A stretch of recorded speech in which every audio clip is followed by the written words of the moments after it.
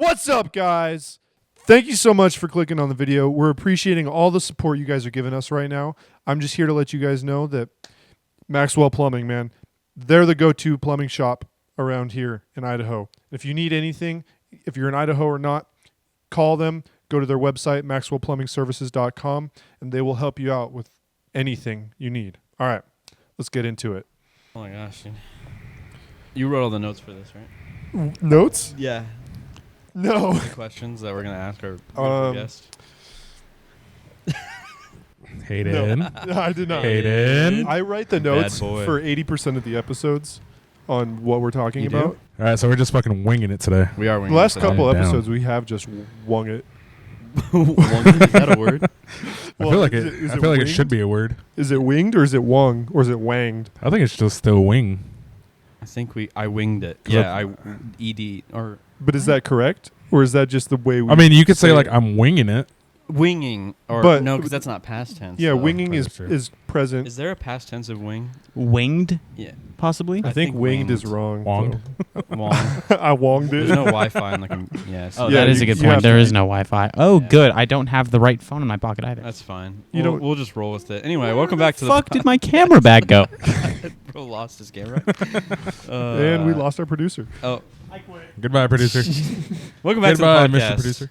We're back, and we're joined by Chris. And it's good to have you, buddy. Welcome Thank you to guys the for podcast. having me. I feel very, very honored. I know Yeah? your Instagram is GLI Chris. Yes, sir. Do you have any other things that we need to plug?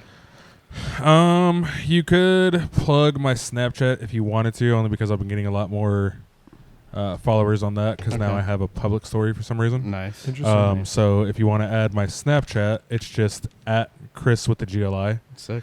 I'm still trying to figure out how to balance between posting on two different stories on Snap Yeah. because I have like my friends' posts and then like the public story. Yeah. Yeah. So right now it's a little dry besides just your basic car meet promotional flyer, but Mhm.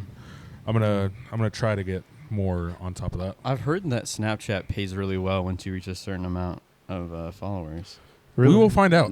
They say that Snapchat pays the best. That's why a lot of creators like David Dobrik, he's gone from social media, but on Snapchat he has like 100 stories a day. And Yeah, I apparently did- they pay out crazy. I did notice that when I was on Yeah. Snapchat. So, Yeah, I'm not I even don't close to that. I post maybe like 5 know. Yeah, dude, if I'm lucky. these big creators are going nuts on Snapchat. Like, literally, there's so many stories. It's like instead of the single dots, almost make just a solid line because they're so small and there's so many of them. Fair. It's insane. But anyway, welcome to the podcast. Yeah. Thank you guys. How have Thank you been guys. doing? I've been good. I've Yeah. been good. Celebrated my birthday. What would have been last weekend. Yeah. I'm now the big dirty 30, unfortunately. Oof. So How I do know you I might not look like it or act like it, but How do you feel about that? oh, Yeah. we're there. We're there. It's 30, which I always make a joke as a Mexican. That's like Yeah. 60 years old in round boy years. So you know, we made it. Yeah. That's funny. So, how long have you been into cars? So I've been into cars since I want to say 2014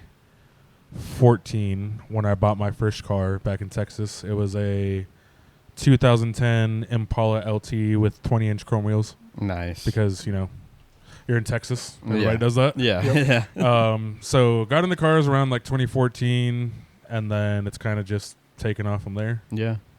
That's sick. I mean, so 2014, I'm bad at math. Hold on. That's 10 years, right? Yes. That's Yes, pretty sir. simple. 10 years. So, in 10 years, what would you say, what progressed you from an Impala to where you are now with a GLI? So funny story on that. So I had my Impala I sold it in 2021, so about 5 years, right? Mhm. My math is right. Yeah. I had my Impala for a while. Funnily enough, I actually crashed it in the snow in 2021 or 2020, Okay. right off of the 10-mile exit because I was going to meet a buddy. Gotcha.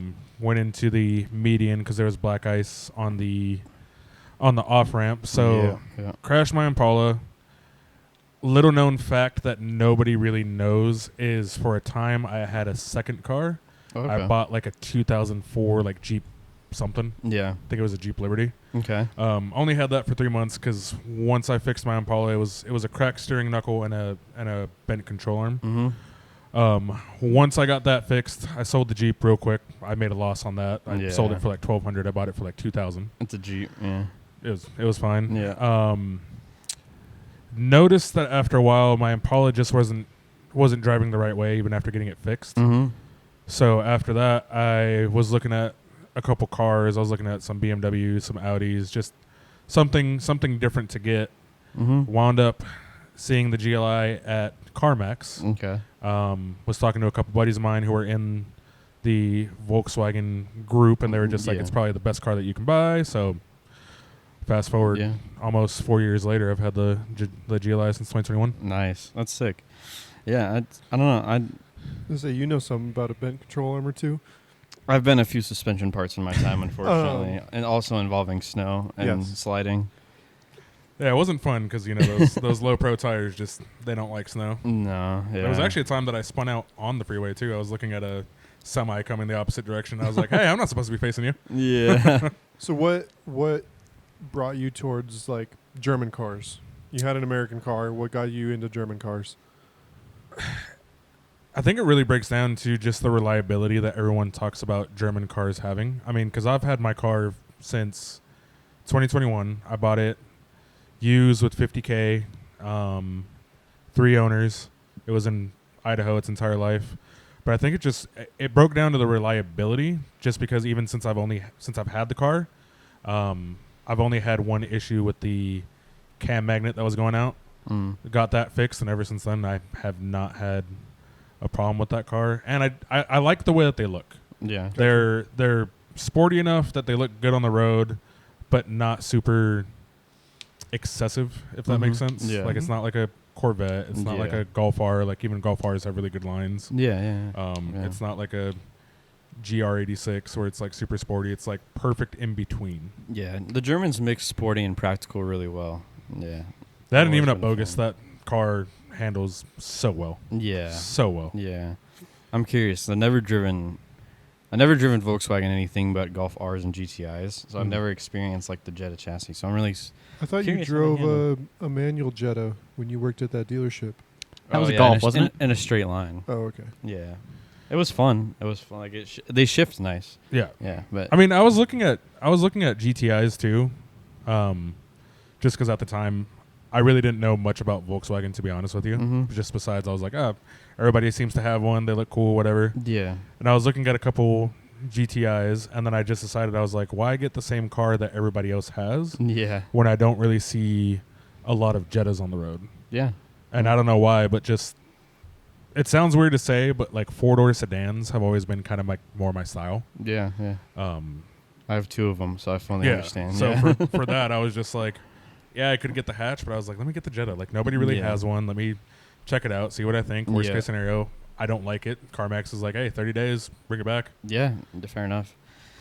I should go do that. I should go get like an STI and then just return it at midnight on the 30th day mark. I'm Just kidding. blow the head gaskets and return it. Hey guys, Blow it up and hey guys. trailer I don't want in. it anymore. Riley Yeah. Fix here. Load Yeah. up a gasket. Anyway, so take me back. When did you move to Idaho? What year? So I moved here in 2016. 2016. Mhm. And so when did you start getting into the Boise car community? I want to say it would have been 2019, 2020. Oddly enough, I really didn't know that Idaho had a car community. Okay. Because I moved here from El Paso, Texas. Out there was a lot different. Out there we were just yeah. big wheels, paint, Yeah. loud music, stuff like that. Yeah. Was out here for a little bit. Didn't really see anything. Like, I even scoured online, like, hey, is there any car meets? Is there any this? Is there any that? The only show I ever actually found, which this might be a throwback for you guys, Mhm. first car meet that I ever went to in Idaho was a Strongline Espresso meet. That's crazy. Yeah. That had like a wings truck. yeah. But at the time, like, I didn't know anybody. I had no friends, no real family in Idaho. Yeah. So I showed up to the meet, kind of walked around for a little bit, and I was like, kind of uncomfortable. Like, I don't really know anybody, Yeah. so I wound up just Yeah. going home. Didn't really do anything after that until a couple mutual friends that I made were just like, hey, come out to the to the Milwaukee Dutch Bros meets, and I was Mhm. like, what's that? Yeah. And they were just like, oh, every Wednesday, Friday, Saturday, everybody just meets up there, hangs Yeah. out. And then I really didn't realize how big the Idaho car community was until when I was working in downtown as security for a bar. Mm. I wound up passing the jump meet Oh, really? that happened. And because for me, I was just like, what's up with all this traffic like downtown? Yeah. Like what Yeah. the hell? Like this isn't normal, because I was making that commute for a couple months. Yeah. And so I just see all the traffic. I'm like, all right, what the hell? Change Yeah. lanes. I'm in my Impala, and I'm like, why are all these cars going into a parking garage? Yeah. Show up to work. One of my bartenders was just like, oh, yeah. She's like, I guess there's like a big car meet going on in this parking lot. And I was like, I might just call in real quick. Yeah. I know I'm already here, but let me call in so I can check Yeah. it out. But that's really how it started, is just seeing that jump meet and then getting invited to the Dutch Bros meets. Yeah. No, it's funny that you mentioned Strongline, because that was when I started going to meets, and I feel like that's really OG, because a lot of people didn't go to Strongline stuff. Mm. It was very, very like reserved and quiet at Strongline. And stuff. that's what I've heard from a couple of the buddies that I've had in the car community. They were just Yeah. like, oh yeah, like those meets were kind of like the OG throwbacks. If you mention those, then everybody thinks like you're seriously in the car community. And I was like, Yeah. I showed up to one. Yeah. I'm like, I'm not even gonna pretend and be like, oh yeah, everybody knew me. I was like, I showed Yeah. up to one, and I was like, they have a food truck. I'm gonna get some food real quick, and then I'm gonna go home. Yeah, I was a similar way where when I was going to Strongline stuff, funnily enough, when I was still living with my parents when Strongline was the thing, and their house was like, I don't know, a 5-minute walk from Strongline. Okay. And so I used to just walk over there and look at all the cars, Hmm. and because I wasn't even old enough to drive yet, and so I'd walk and look at all the cars and check everything out, and so I wasn't like in the car community either. Yeah. And it's like, and I tell people like, yeah, I went to a couple of Strongline meets, but I wasn't like involved. Yeah, you at weren't all. like in the Yeah. Strongline meets. Yeah, and I was a similar time when Milwaukee Dutch Bros really started taking off is when I really started getting into hanging around the community. Yeah. But yeah, it was a similar way. I mean, we all know when you got started. Yeah. This guy, his first Shark Fest was 23. Really? Yeah. I thought you were at the. I thought I saw you at the one in Garden City. Was No. that was what, 2021, 2022? That was 21. 21 and 20. Yeah. And so I moved here October of 2020, so that would have been Okay. after the first one.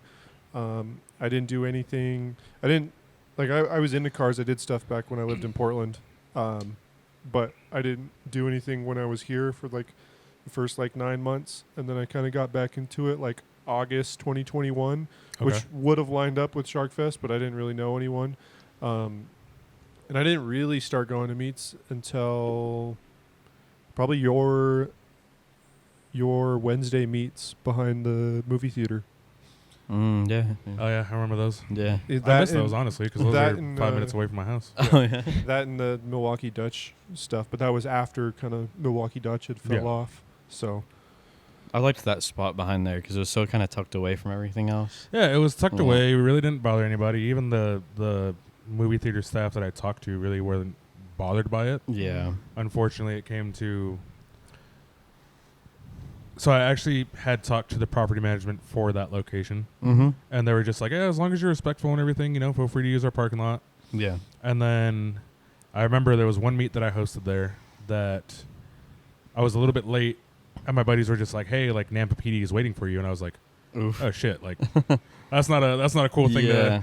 to hear. So I rushed down over there, and I'm like, "Hey, like what's going on?" And they're just like, "Hey, man, like unfortunately we got a call by property management.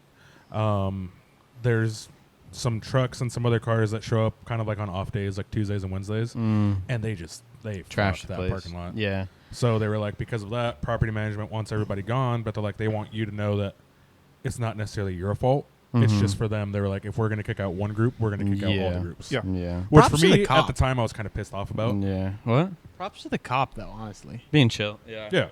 I mean, thankfully, I've always had a good relationship with cops ever since I started hosting meets. So I think that's why they were just like, hey, we're more willing to talk to you than probably anybody else. Yeah. No, I don't know. It's funny. I know the truck group that you're talking about. I remember when they were going around and trashing everything.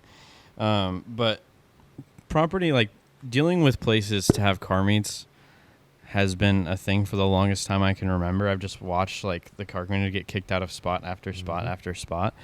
And what's insane to me, and you host them, so you might share the same sentiment. Like, how long does it take for people to like understand and like get it?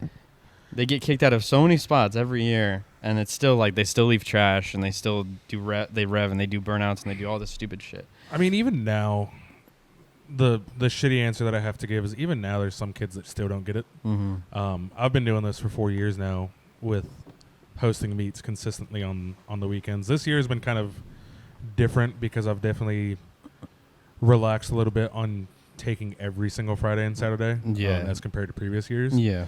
But even now, people still don't get it. Like the fact that I still have to make posts that say, hey, no revving, no burnouts, no stupid shit.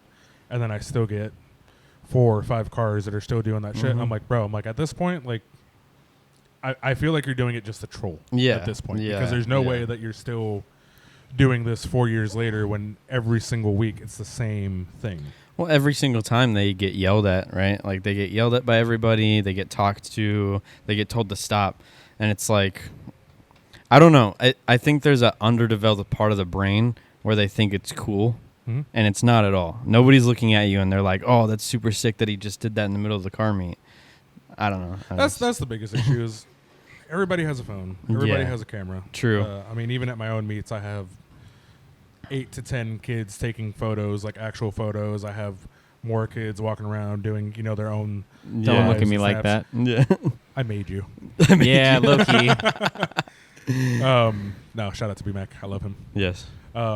But I think it just comes down to that is everybody sees the cameras and the photos. So for them, they're just like, attention. I want it. Yeah. I want that attention of like, oh, who was this guy? And 9 times out of 10, that attention is bad. Who was that guy? Because I want to have a conversation with him. Do you remember that dude with the charger that pissed off the camo charger? Yeah, he managed to piss off the entire community online. Do you remember that? Mm-hmm. Where were you? Oh for my that? God, this guy. Yeah, do you remember that? Where were you for that? Where was I for that? I think that was one of the It was a Trace event. few cars and coffees that I actually wasn't able to make it to. Gotcha. Because I think at the time at my job, I actually worked Friday and Saturday mornings. Okay. So I think that was actually one of the events that I wasn't able to make it to. But then I remember seeing all the posts on Snapchat and Instagram of, look at this fucking asshole. And I was like, oh. Dude, they were in his comments. He was scared, too. He was like posting pictures with his guns, like, come try me. I'm like, I know you're scared. Yeah, I remember that he posted like photos of a gun and like some cash. And then he winds up like trying to sell his car. And everybody's like, fuck you, because he posted on there. He's like, like never done anything wrong. Like nothing crazy has been happened to this car or anything like that. And everybody's like, his own Instagram. I have a video of you doing a donut in a church parking lot, mind you. It's not like it's just a regular parking lot. It was a church. Yep. It's funny. That man legitimately did burnouts for Jesus. He was so stupid. He like in his video, because he posted it too. Yeah. And like of everybody standing outside telling him to stop. Yep. And he's like, oh, they mad. And I'm like, do you not realize how idiotic you look right now? And then I remember people kept saying like they were going to mess up his car. People were getting really rough in his comments. Mm-hmm. And so he posted like this, and he had his gun and the charge in the background, and he was like, I'll be out here all night or something like that. And he got roasted for that even. Yeah. Because there was all the dudes in there that like, we know they have like full kits and everything. Like, what you gonna do with that little gun? This is Idaho. Everyone has a weapon on them. That was hilarious. Do you remember that? Yeah. Yeah. Because that was when I worked at Crown, so that was when I was probably the most involved in the car community at all. Yeah. So that was hilarious. And I hope I'm not wrong, because then it's gonna lead to hate for some guy on Instagram. But I'm pretty sure his name was like Slow 2SS or something like that. His name? I'm pretty sure that's what his Instagram tag was. No. I think it was Slow something. I thought it was Slow 2SS, and if it's not Slow 2SS, the actual guy, I feel bad for you. His name, I'm sorry. or his at was his name, and I only remember that because it pissed me off because him and I share the same name. His name was Riley something. I'm not gonna dox his last name, even though I remember it. It was spelled differently than my name, but I was literally in the comments like, I can't believe I share a name with you, you bitch. Unfortunately, I have a very common name, so yeah. There's like 12 of you here. Yeah, you've got Tall Chris, my boy, Chris Whitmer. Yeah. You got me, who everyone calls Mexican Chris, because I don't know if you guys have seen me or not. You have to, because it's very hard to miss me. I'm 6'1", Yeah. 285, so I'm a big target. You're built. Yeah. He's a unit. I'm built like the Michelin Man. But there's a lot of Chris's. I also have Chris, who's my photographer, Street Speed Productions. Yep, Shout out there's to him. him. There's Chris Fogg. Chris Fogg, yeah, Curie Media. There's a couple other gotta be ones. more. There's a few more. It's just Chris is just very common. It was a big hit in the, I don't know. It was a big In the hit a while Alwayses? back. I don't know. You got Chris from Family Guy. True. Chris from Family Guy's rocking. Where do you think he is nowadays? He's my spirit He's animal. got to be like in his 30s. Hey, Probably still he's living just in like me, some- for real, bro. Either that or he's dead. Dude, probably. Well, Wouldn't there you go. surprise me. Anyway, so how did you? So you got into the car community, in the Boise car community, and Yep. when did you start hosting meets? I know you said you've been doing this for 4 years. So, what was the transition where you were like, I want to do this. I want to host one. So it actually started from when we lost Milwaukee Dutch Bros the first time. Yeah. And then, I don't know if you guys are familiar with him or not, but you guys know Anthony Peterson. Yes. He used to run Treasure Valley Car Yep. Community. Mm-hmm. So I went to a couple of his meets too when he was doing the Fizz meets, which Mhm. I miss those, by the way. Those are pretty Fizz good. meets. So good. Fizz meets were dank.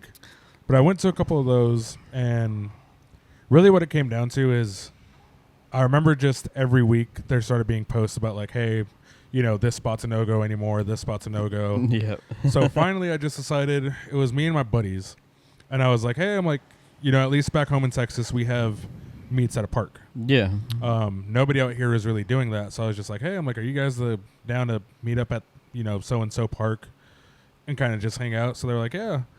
So I started with just that. My first meets were like maybe 5-10 people. It was Mhm. just me and the homies. Yeah. It started becoming a thing where like every week they were just like, hey, are you doing another car meet? Are you doing another car meet? So I started posting them on Snapchat and Facebook because at the time I didn't have an Instagram. Mm-hmm. So I was just posting them there. And then I want to say like after a month, more cars just started showing up. Yeah. Yeah. The one meet that kind of made me feel cool at the time was I had a red Dodge Viper that had showed up. Mm-hmm. And then I also had a McLaren and an AMG, and I was like, "What are these guys doing here? Like, yeah.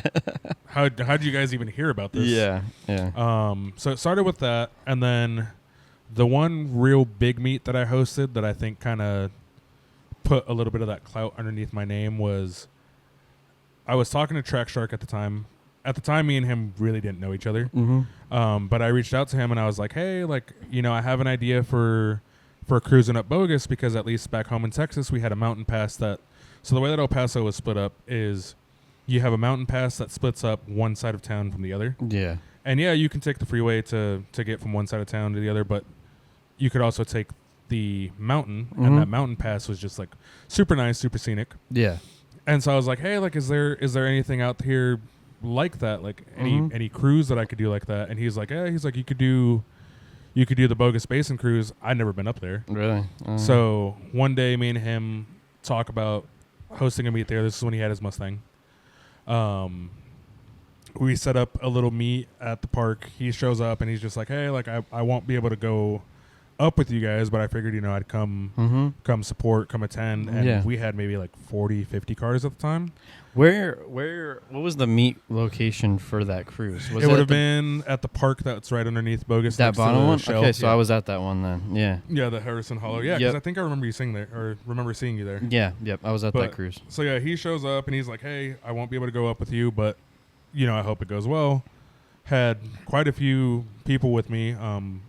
My buddy Dakota with the Hellcat. I don't know Yeah. if you guys remember him or not. Yeah, I remember him. But he was like the main guy that was like helping me out with that too. And ever since then, it kind of just took off to where everybody was like, hey, where's the meets? Where's Yeah. the meet at?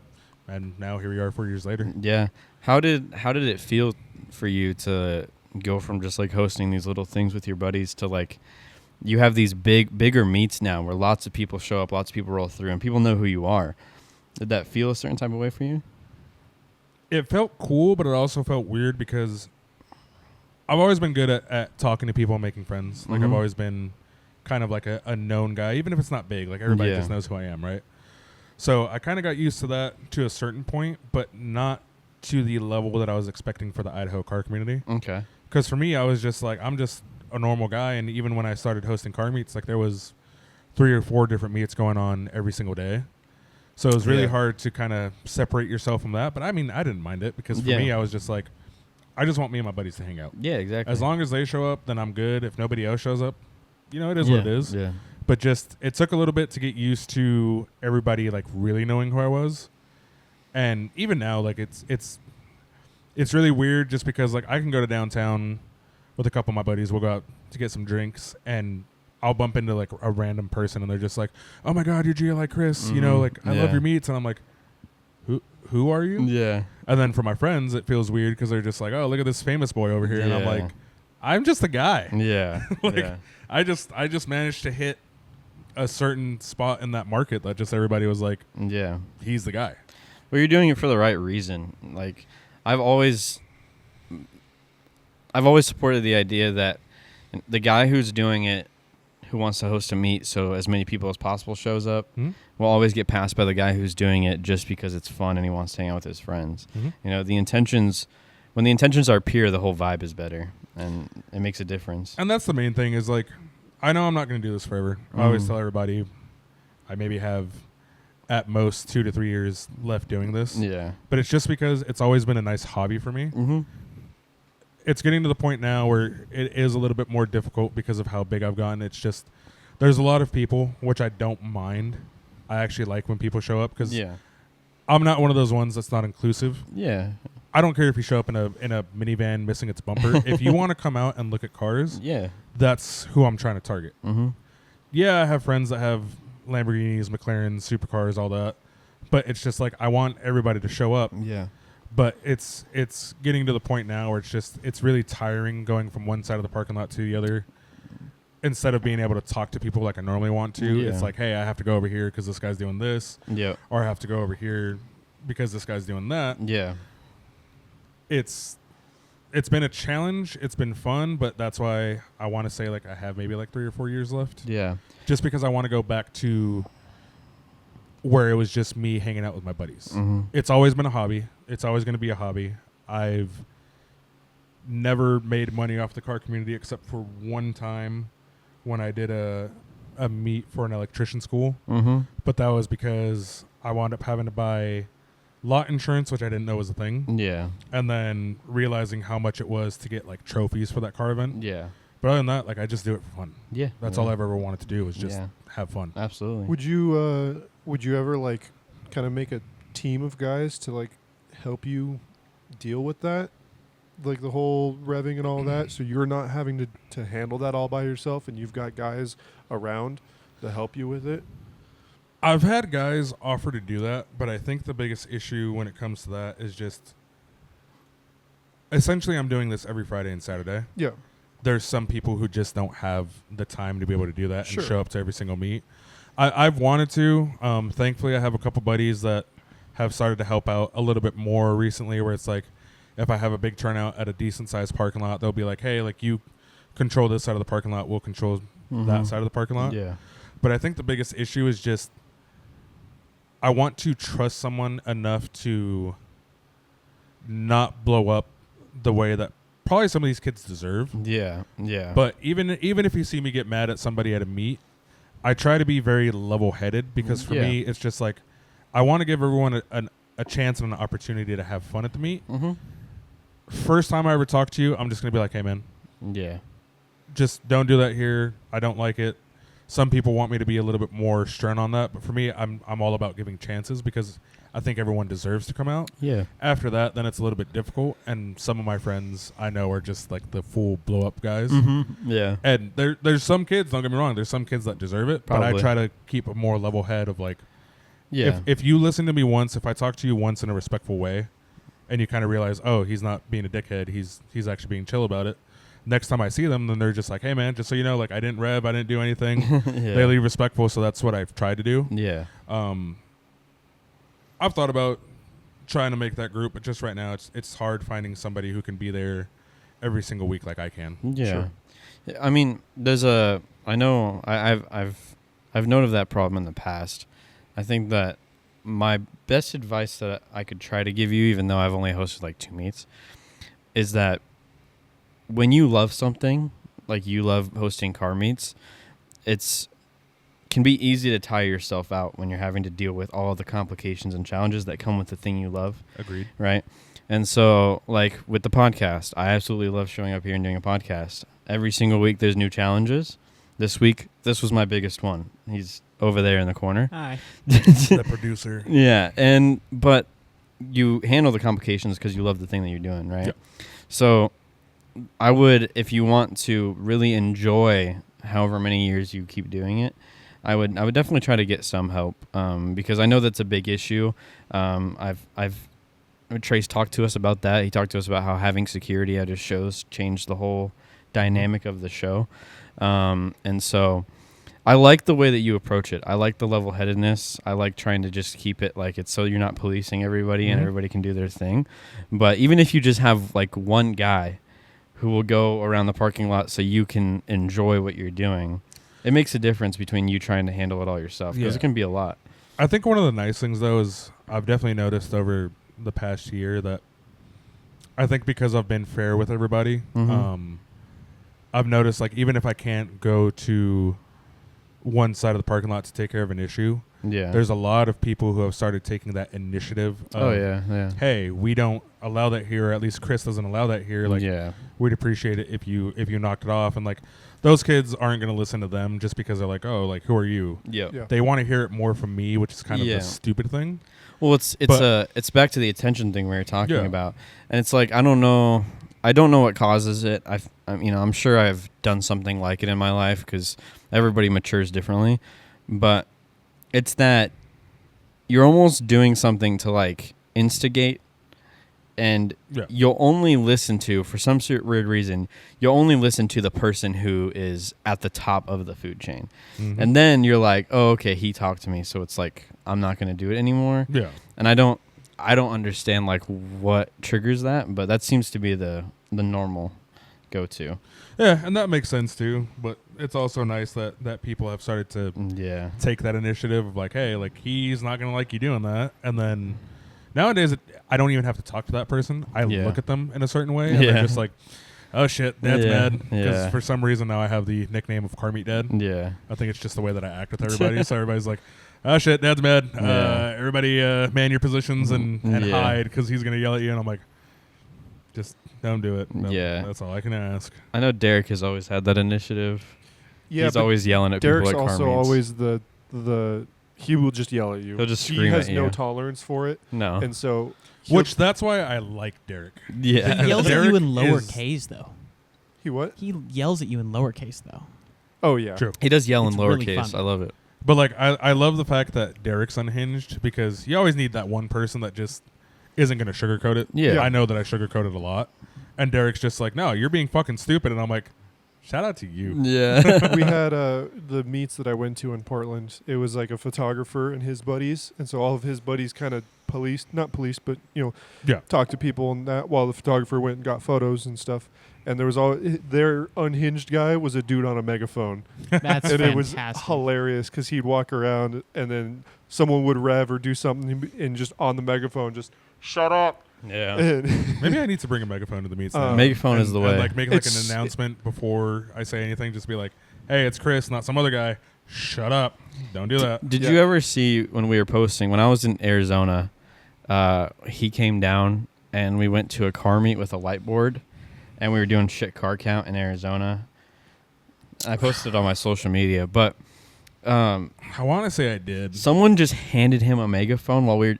The shit car count was crazy popular. Like, everyone was like... we had people following us, like, seeing what we marked and being like, oh! Or like people would be like, "Put my car down." They were so like good about it. It was getting hilarious. popular. That's the other thing, is like, he did this in Boise with one of our other friends. I did And people got mad. I did it on the downtown cruise, and When we people sat got on that mad. corner that Oh, everyone hangs no. out at on like 13th and Main, Uh, and so that you get to that light, and then yeah, I we'd know be exactly like- which light you're talking about. Yeah. Yeah. we'd And so- hit it, and then we got this one Honda Civic on Shocking. reps that was lower. It was the grossest car ever, and every time he passed, we would mark it down.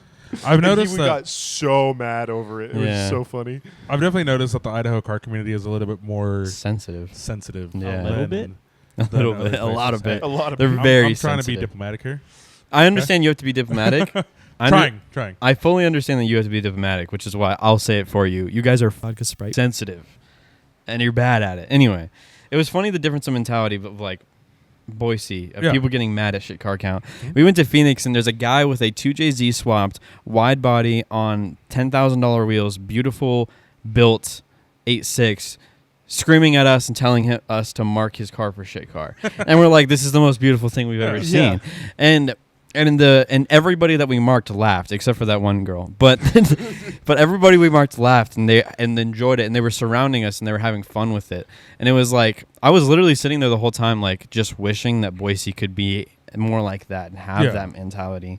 And then but the fun part megaphone, was the yeah. megaphone. I got handed a megaphone, and then like as people are leaving, there was a huge parking lot. It was like the village level Oh parking yeah, lot. I forgot Oh, to say okay. this was a pop-up meet. It was posted 2 hours before the actual meet, Oh shit. and there was Probably over 1,000 cars there. 1,000 cars at least. It was Someday. massive. Someday I'll be that big. We don't have the It was population massive. for that. But Yeah. I think it's also a culmination of that. That was because the Idaho car scene is a lot smaller than other Definitely. Oh, places. yeah. I think Yeah. that's why people are more sensitive. But to me, I'm Yeah. like, I'll take that as a badge of honor. Like, obviously, you're noticing my car. Good publicity is Yeah. bad publicity. Whatever publicity is Yeah. publicity at the end of the day. Yeah. Fucking have fun with it. Unless you're Vodka Sprite. Like- then bad publicity is just bad Yeah, publicity. yeah.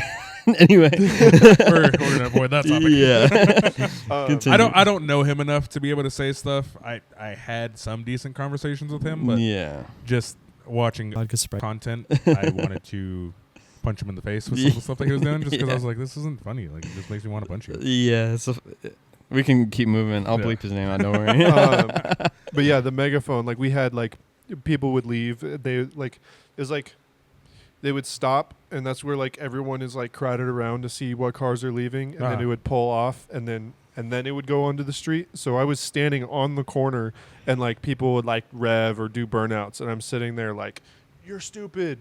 Like get out of here! Like Mhm. just yelling at them, and everyone around us was like, "Yeah!" Like screaming and Yeah. like. And helping us Yeah. while the guy was like sitting in the car, like, "Yeah, I'm cool." Yeah, It was- it's funny. It was so funny. Yeah, maybe I do need a megaphone because like You there's do even need there's it. even times where some people are revving or doing stupid shit in the parking lot, and I start walking towards it, and They you just leave. hear like the whole crowd of people that are there, like, "Oh shit, here comes Chris, here comes Chris." So maybe if I Yeah. had a megaphone, I could get the message there faster because Well, then- I'm a big boy. Yeah. Walking from one side of the parking lot, I'm already like, Well, then you might catch the people too who are they do it and then leave. But if you have a megaphone right before they pull out the parking lot, they'll hear you. "Oh yeah." They hear you yell at them. Yeah. Whether or not they listen, that's up to them. That's But- true. Yeah. But There's people that no matter what I post, no matter what I say, they're still gonna Yep. do this shit. Yeah. But- so what are Yeah. the biggest challenges that you face when you're hosting these meets? Besides obviously what we've talked about for the last few minutes of the kids that do these things, but I think biggest challenge is one of the main things is trash. I don't know why it's a foreign concept to some Yeah. people, but yeah. if you're gonna drink something, if you're gonna eat something at a car meet, Yeah. throw it the fuck away. Yeah. Don't just leave it in the parking lot for the morning shift of that business to come in and be like, "What the fuck happened to our parking lot?" Yeah. So I'd say it's trash, and then just the way that people have started leaving meets because they've kind of figured out a loophole in the way that I run meets where I tell everybody, I'm like, while you're in the parking lot, I am in charge. Yeah. Because a lot of these businesses that I go to, besides the parks, like the actual businesses, I have full permission to be there. Yeah. So it's your So lot. for them, it's my lot for the yeah. night. Yeah. But I've noticed that a lot of people are just like, well, he's in charge of the lot, but he's not in charge of the street. Yeah. So Yeah. then once they hit the road, they're drifting, doing burnouts, rev Yeah. bombing, and I'm just like, technically I can't do anything about that because you are on a road, but that's when I let local PD know, like, hey, this guy's doing something stupid, or this is the time that my meet ends at, just show up. Yeah. And like even one of the most recent Milwaukee Dutch Bros meets that I had a buddy of mine who was doing a pullover counter, we had like 40 cars get pulled over. No Really? shit. Now, granted, BPD was like, we pulled over more bikes than we did any cars. Mm-hmm.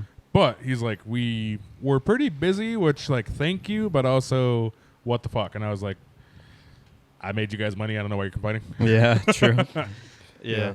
But those two have been the biggest challenges of just don't leave trash, and then just leave respectfully. If you can show up respectfully and be respectful in the parking lot for the hour and a half to 2 hours that I'm having to meet, Yeah. just leave the same way. Yeah, exactly. Unless your car is like a really, really nice, cool car, like Kyle Scheme's new ProCharge BMW, I'd rather hear that than a Honda missing its front bumper revving fucking 24/7. Yeah, true. I think it's, I don't know. My thing about that is like, I don't care what it is. I don't want to see you rip out of a car meet. Because V10 and plus, I'm fully supporting it. I don't care what it is, because then the problem is the V10 Plus guy does it, and then the guy in the Civic, because he doesn't understand and he's lacking a frontal lobe, he's like, oh, the V10 did it. They really want to see my Civic rip down the street too. Yeah. And then he goes and does it. And so I'm like, there's a time and a place for everything. And like the biggest one was, what was that park that we were at? Do you remember when a bunch of people were ripping out of there? Yeah. We went to one of your meets at the park. You do it. Eagle and McMillan? Eagle and McMillan. Oh, yeah, the skate park. Yeah. Devitt. I love that And spot. that's a cool spot, super cool spot to have that. And a bunch of people were ripping out of the one that we went to, Yep. and I was just like, "Shut the fuck up!" Like nobody cares. Nobody I think we cares. actually had a conversation about that after, Yeah, Yeah. I think so. after the meet, too, where I Yeah. was just like, I don't even know what the fuck that was. Because Yeah. for the most part, the thing that surprised me, too, is that specific meet, it was a couple guys that had always been calm. yeah, And then they started doing it, leaving the meet, and I was like, yeah, you've never done that before, so why are you doing it? yeah. Because right now, I will say, like, I've even talked to Track Shark about it. Mm-hmm. Revving isn't as much as an issue as it used to be. Not too bad. I think back in the day, we were, like, really on revving. I think now it's just, like, Yeah, at least if you ask me, I'm not going to let you rev it, like, 24/7. yeah. But if you ask me, like, hey, you know, somebody asked if I could rev my car real quick, it actually sounds nice instead of just a basic shit box. yeah, As long as you ask me first, I'll kind of give you, like, okay, like, you know, 2-3 second, get it up to 4,000 RPM, you're done. mm-hmm. But then, you know, once you start doing that, then On other the kids are boy. just like, oh, he revved, I can do it too. And it's like, no. It's monkey see, monkey do, and they just go crazy. It's like that son of a bitch. It's like, I don't know. The funny thing is, fizz meets. We were talking about those lightly earlier. A guy tried to fight me because I told him to stop revving. Actually, I didn't tell him to stop revving. Somebody I was with told him to stop revving. And then he was like getting up in their face, and they were like small and short. So I was like, pick on someone your own size. And then he was getting up in my face, all because he revved his piece of shit BMW. And I was like, nobody wants to hear it. Yeah. Nobody cares. And I was like, it's definitely, I think, because of moments like that where the entire Kamar community is sitting watching me about to beat this guy's ass because he revved his car. Yeah. Then they're like, oh, maybe I shouldn't rev my car. And I think that it's gotten way better over the period of time. But the thing that I've always tried to like grasp my head around, I've had some of the better sounding cars as far as it goes, in my opinion anyway. Like, you know, the N55 and the Miatas, they sound really good with the exhaust that I had, not the raspy ones.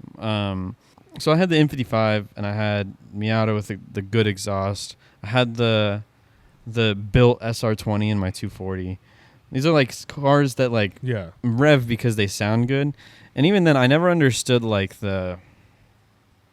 everyone who wants to hear my car right now. It was just something that never crossed my mind. That part is annoying for sure. But like I said, for me, it's like if your car actually sounds good, I'm a little bit more open to it. If it just sounds like you fucking lost everything from your header, Yeah. and I'm like, well, Yeah. maybe he can shut up. Yeah. Because there was one time where I had a midnight meet in Nampa because we were going out to Ontario for a cruise, and it was this one parking lot that I was just like, you know what, like people can rev here because like I didn't see any houses around us. Yeah. Lo and behold, there was actually apartments behind that parking lot, Yeah. and it wasn't until somebody was like, hey, somebody's yelling from like one of these apartments over here, and I was like, Nice. oh shit, I didn't even know there was houses there. I was like, Whoops, my bad, guys. My Yeah. bad. But I think it just depends on like what car it is. But Mm-hmm. even then, it's like if I can keep the revving down to a minimum, cool. Mm-hmm. If not, just ask me if you can do it first, and then I'll kind of judge from there. Of like, go ahead, just real quick, or just don't do it at all. Yeah. Like one thing for sure that you can't do at a car meet, I don't care what location we're at, unless it's like a Track Shark event, it's 2-step. Mm-hmm. Yeah. We already have enough phone calls as it is for Gunshots. shots fired from cars. yeah. Yep. Yeah. So one of the questions I had earlier, but we had moved on. We talked about how the main reason you do it is because you like to just hang out with your homies. Yep. Do you feel like you found your niche there, or have you ever wanted to step it up into something like Trace does? I've definitely thought about trying to do Trace level events. Mm-hmm.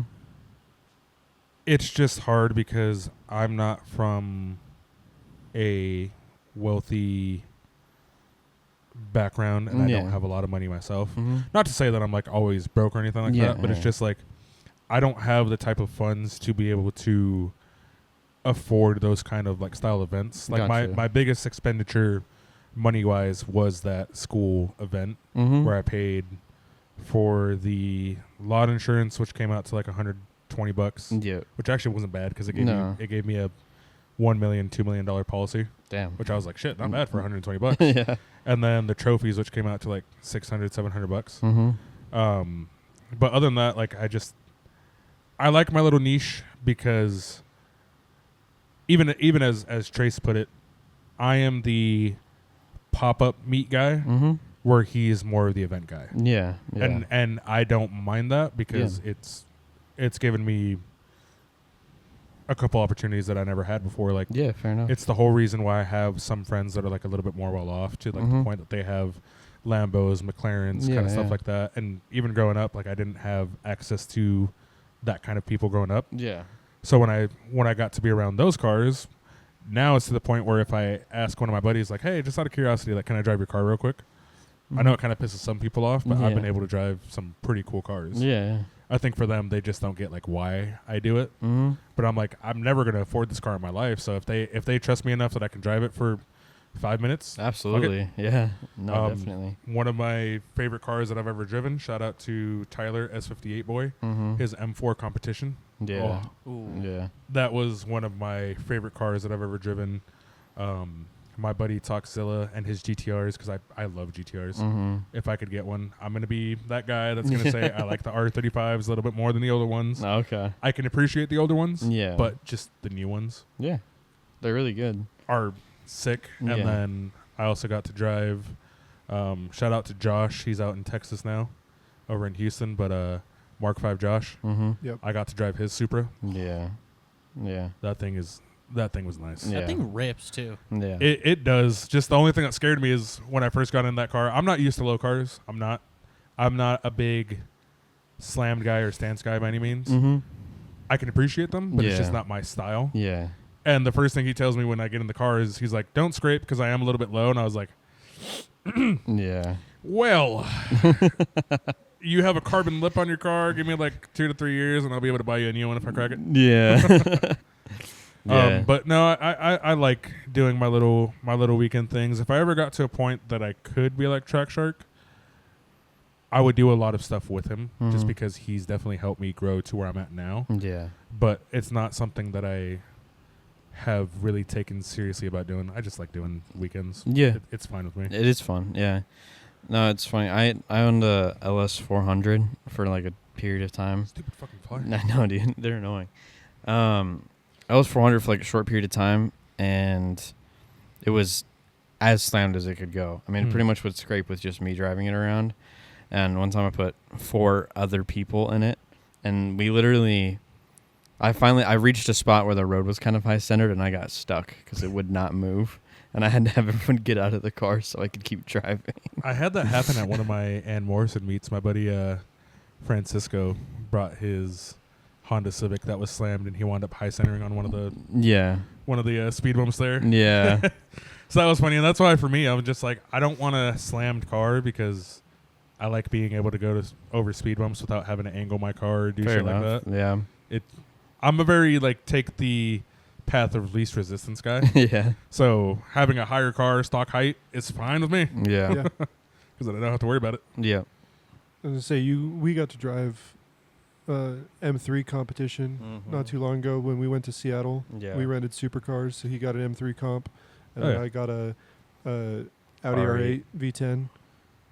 And that was they're fun. They're fun. R8 would be fun. I got to drive an M3 too because Janan actually let me borrow his M3 competition to pick up a model that we brought into town for Trace's season opener. Oh yeah. But you know, I'm very respectful when it comes to people's cars. Yeah. I don't care about hitting top speed unless like they're in the car and they're like, hey, go. Mm-hmm. Because even one of the fastest cars that I've driven has probably been Dakota's Hellcat. Mm-hmm. And what would piss him off is I would drive it in eco mode, and he's like, bro, you're in a Hellcat. Like, Yeah. send it. And I'm like, this Yeah. isn't my car. Yeah. Like, I want to experience it. Yep. But the M3, the M4 were really nice. But if I could get behind the wheel of a R8 or a Lambo, I'd be pretty set. Mm-hmm. Yeah. The R8 was super sick. I've driven a few R8s now, and they're always really good. The M3 comp really surprised me because the reason I got the M3 versus what I wanted originally when we were going to rent was a 720S. Okay.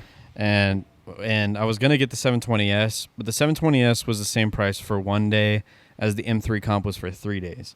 And I started weighing it out. I started weighing it out in my head. I was like, 720S for 1 day or an M3 comp for a whole weekend.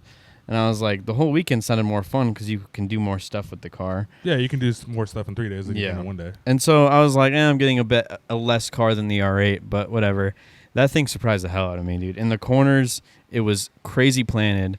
And then we did a few pulls and stuff like that. We weren't going super hard. It was pretty much just as fast It as was the R8. almost just as fast as they are. It was those things are way quicker than you think they are. I think the best handling car that I've gotten to drive, which it's going to sound funny, I did a 24-hour test drive on it from CarMax. Okay. Shout out to CarMax for doing 24-hour test yeah, drives. true. It was a C43 AMG. Okay. And I took that thing up bogus because at the time they were just like, yeah, like you get like 250 or like 300 miles. Mm-hmm. You get a 24-hour test drive. That thing handled so well at bogus Yeah. that I was really surprised. Yeah. They're And the funny part is I bought my GLI for $18,000. good. Mm-hmm. That AMG was only going for like, I want to say it was only going for like 30 or maybe like a little bit less. They came down hard. And I was Yeah. like, hey, yo, you're telling me I could have bought this instead of the GLI? I was like, well, shit. The C43 AMG is one of the best bang for buck cars you can get, in my opinion. I've always been a huge fan. I had one for, I ended up being 2 weekends. They weren't like together. They were separate weekends, but I ended up having one for 2 separate weekends. And I've always been a massive fan of the C43 AMG. I think they did really well in that car, and the steering was something that I was always super impressed with. I just felt like it handled so well. It turned in really well. The only scary thing about that car that I noticed, and I don't know if it was driver error or just with that car specifically, but I noticed that Bro launched the script. What's up, guys? I'm sorry to stop the podcast, but I got to tell you about Maxwell Plumbing. They're truly the best service for all your plumbing needs, and they're doing something pretty special. If you don't live in the Idaho area and you have something that you really need help with, you can give them a call or go to their website anytime, and they will help you and walk you through the problem you're having so you can get trusted help from the professionals. If you are in the Idaho area, they have the best service around, and the prices reflect their immense integrity. So please give them a call at 208-890-9301 or go to their website, maxwellplumbingservices.com, and let them know Off the Path Podcast sent you. Stop clapping. I'm going to keep clapping. Hey, guys. We're here to tell you about something super exciting that we have coming up September 7th. We're going to be doing a live show at the Shark Fest Car Show. Do you want to tell them more about it? We're going to be live. We're going to be live. You might have heard it's like briefly mentioned in a couple episodes. Hinted if at you've it. paid attention, Yes. I've struggled to pay attention, but if you've paid attention, we've mentioned it. So we're going to be at Track At Track Shark? Yeah, we're going to be at Track We're Shark. going to be at his house. We're going to be at Shark Fest Elite 2024. So, first of all, make sure you go get your tickets. because they're cheaper now. So if you show up at the day and you're like, I want a ticket, it's going to be more expensive. Yep. So make sure you go get your tickets online. You can find them Sharkfest Car Show on Instagram. You can find them at the Fote online. You just search Sharkfest on your phone. It's super easy to find. We're going to be there in the lobby. Yep. We're going to have a whole setup. We're going to be doing a live show. And we're going to have guests on. We're going to allow you to come sit down. So if you've been wanting to come on the show and talk for a little bit, this is going to be your chance. Yeah, and you don't have to sit on like an hour like No. we make some of our other guests do. Like Yeah. you could just pop on for 10 minutes, say what's up, get to know us, whatever. Like there's no time crunch at Yeah. all. So You could just come on and be like, I hate you guys. I think your podcast sucks. And we'd be Do like, it. straight up, dude. do Real. So anyway, we'll see you guys there. Peace. If I put that car in sport mode and I was at a red light, Mm-hmm. when I would go to hit the gas to accelerate, Yeah. there would be kind of like a little bog. Mm-hmm. And I was like, I don't know if that's just because of me, if it's because it's a used car, or because it's an AMG. That's interesting. But yeah. I did notice that I was like, if I were to get this car, I would have to get that checked out because yeah. I'm not a car guy in terms of like I know how to work on cars. Mhm. It wasn't something that we did back home in Texas. Yeah. I'm learning a little bit more now about like the inside of the cars Mhm. as compared to like just making it look nice. Yeah. But I'd be willing to say it was maybe a transmission issue. But Yeah. that's just without the knowledge. We of can being- definitely chalk that up to it being the car, not your fault, because the one I drove didn't bog down at all. So Yeah. but that's And it was only in sport Yeah. mode. Sport mode. yeah. If it was in normal, it would be fine. But sport, it had that little delay / like A lot of- hesitation that I was just like, A lot of those like mid-range sports sedans with the automatics, the way they tuned a lot of them as a standard was that when you're in normal mode and drive on a sports sedan, it's usually starting you out in second or third gear, depending on how many gears the transmission has and how the gearing is done. When you put it in sport, it'll put it in first. And so it's like it's supposed to make it feel a little bit more crazy off the launch and stuff like that because you're down a gear. What I've noticed in some sport cars is that when you're in sport mode and you're in first, like when you switch it to sport mode at the light or something, Yeah. or you just do whatever, or you downshift, like if the car downshifts itself up to the light, it'll still go to second, and then it'll switch to first once you engage the transmission. And so what it sounds like maybe is that it was going into second still, and then when you hit the gas, it would bog and then be like, oh, I need to be in first, then go down to first, then take off. yeah. It could be a possibility. But I Which don't plausible really know. deniability, CarMax, I didn't fuck up your car, so don't come after Well, me. CarMax buys fucked It's up been a little cars, bit. yeah. CarMax buys fucked up cars, so you don't have to fuck it up yourself. That's why I'm glad my GLI has never had any issues. Yeah, you got lucky for sure. I've heard a lot of horror stories with CarMax. That's why I only do their 24-hour test drives once every 3 months. Thank you very much for that. I mean, yeah, if it wasn't for the interest rate that I have in my car, Yeah. I'd be fine. But, Yeah. we don't talk about the interest rate. I think Brandon knows. I do not. I thought you did. I don't. I can bleep it out if you want. If you don't want the I mean, consensus. I can tell you guys because like it doesn't Yeah. bother me. But so when I traded in my Impala, so my Impala was a rebuilt title. Yeah. What year is Um, this? Keep it. That'll. This was 2021. 20. Oh, that's not good. So I will say I That's not have good. I have a 7-year loan on my car Mhm. that I bought in 2021. But at the time, I bought my Impala rebuilt from a corner lot in Texas, which the only shitty part is they don't report to credit, so my credit's kind of dog shit. Oh, Not gonna yeah. lie there. When I bought my car from CarMax, the GLI, I traded in my Impala. They offered me $1,000 because of like rebuilt title. It's going to go straight to the auction house. I didn't have any money on me at the time because I really wasn't going to get a new car Mhm. until everything was just kind of like falling into place of like, oh shit, I'm going to get a new car.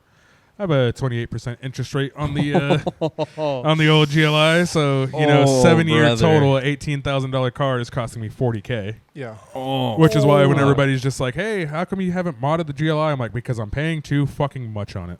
You haven't looked at refinancing? That's what I was gonna ask. You should. So You need there to was a refinance. point in time, and I can be very candid about this. I was Mhm. in between 3 different jobs. Okay. I've always been one of those guys that if I don't love what I'm doing, I'm not going to keep working there. Yeah. For good and for bad, I've left some like good paying jobs Mhm. just because I wasn't having fun or I wasn't enjoying it. Yeah. So at the time I was in between 3 different jobs, so I did actually fall behind on the GLI payments for a little bit. Yeah. And then there was one point last year where I just got so tired of how much I was paying on the GLI that I actually stopped paying on it because I was like, I just want to give it up.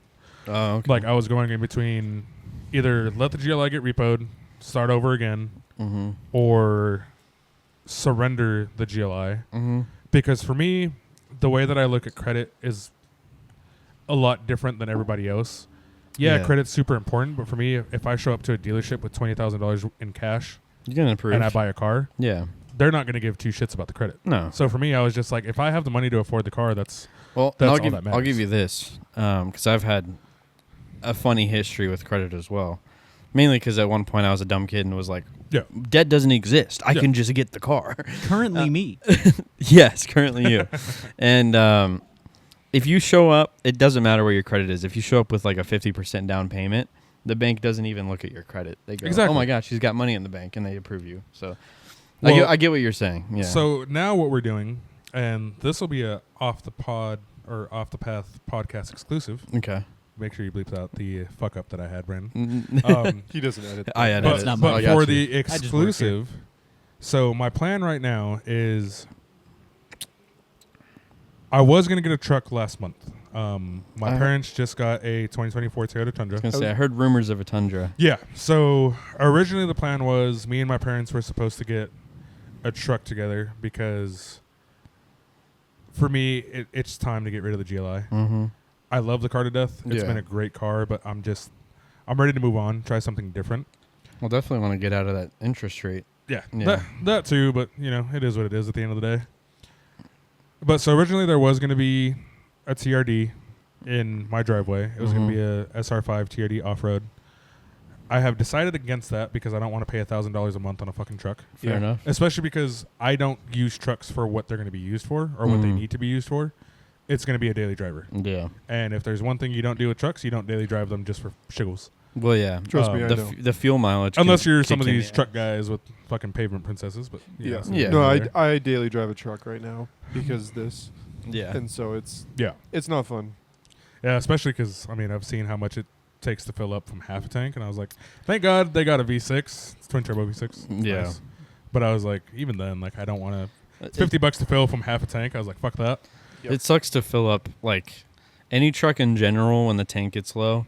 Yeah. It sucks so much. It's like I remember I used to daily a truck for a little bit and it was like $120 every time I had to fill the tank. Mhm. So yeah, there was a point in time very recently that I was going to change from GLI Chris to TRD Chris, Mm-hmm. or as I like to call it, Turd Chris. Third Chris. And then I was going to change my car meets to Turd Meets, which would have been fun. Yeah. But now what I'm doing, like I said, exclusive for you guys. Okay. So instead of paying that $1,000 a month on my future truck, I'm going to use that to pay off my car by March of 2025, my Okay. GLI. I am planning on getting a 2025 Black Edition Golf R. Nice. Mm. Nice. That is going to be the new car. Main thing is I'm waiting to see what the price of it is going to be first since they Yeah. haven't announced pricing yet. Yeah. Thankfully, I have noticed with Volkswagens that they don't really go too crazy on their prices. It can't be more than Tundra. Yeah. They I want to say that early estimations are around like 40, like 44 on the high end. I'm gonna go. Let's all put our numbers in, and then we'll refer back to this clip when they come out, and we'll see who was Bet. closest. You said 44, 44 on the high end, yeah. 44 on the high end. I'm gonna go just because I feel like by the time it hits the dealers and it's the Black Edition, I'm gonna go 48. Which for reference, let me show you a photo real quick, Okay. and then that might actually help you Yeah. If I can base see your it. price. I'm gonna off. be that guy. Are you gonna go right under one I'm of gonna us? go 47,999. You I'm son not of a joking bitch. when I say that's what I was going to say the whole time. What are you going at? I was going to say 47.9. That looks so You good. can show Hayden too It if you looks so good. Like Are they these- actually look fucking sick. It's They the, look it's the really 2025. Yeah, are these DSG only? Yes. Okay. Yeah. So again, fake car guy moment here, and this pisses off Derek a lot, and a couple of my other friends. If it pisses off Derek, I already know what it is. I don't know how to drive manual. There it is. Main reason is just we never had manuals in my family because like my parents aren't car people at all. My Mhm. dad could give two shits. My mom could give two shits. The rest of my family could give two shits. Like Mhm. they're not car people whatsoever. I'm Yep. the only car guy in the family. Okay. So we just never really had manuals. So for Mhm. me, I was just like, well, I'm like automatics are Yeah. superior because then I can eat a taco while I'm driving and Yeah. not have to worry about shifting. Fair Well, if enough. you're good at manual, Or you can a eat a clutch. taco and drive manual. That is true because I was working at a collision repair shop for a little bit because I used to detail cars. Okay. So I was working at a detail repair shop, and I told them specifically, I was like, hey, like I don't know how to drive manual, just so you guys know. And they're like, well, we're not going to be able to help you move cars every single time, so like you're going to have to learn Mhm. at least how to move the car. Yeah. So I have done that. I have a little bit of experience in a Challenger RT with a heavy ass clutch, Nice. and then a Subaru WRX with a really really light fucking clutch. That thing, Yeah. that thing was actually kind of mint. Yeah. So I can put it in first and reverse. There you go. Other than that, Those are the hard parts. now we're doing too much. Starting from a stop is the hard part. Everything else kind of comes natural afterwards. Yeah. Well, that and especially because there was a couple times where that Challenger died on a hill because I would Yeah. have to back into a parking spot. Yeah. That parking spot was on Up. like a little Yeah. incline, and it may have turned off on me a couple times. There you go. But so yeah, I don't know how to drive manual. You guys can make fun of me all you guys want, but realistically speaking, personal opinion, automatics are better because even most supercars are automatic. Yeah. NASCAR is automatic for the most part. I don't think Ish. NASCAR's Automatic adjacent. NASCAR's Club are. cars are sequential now. Listen, I finally bought the new gen car on iRacing. This is a little They're segue. fun. I'm sorry.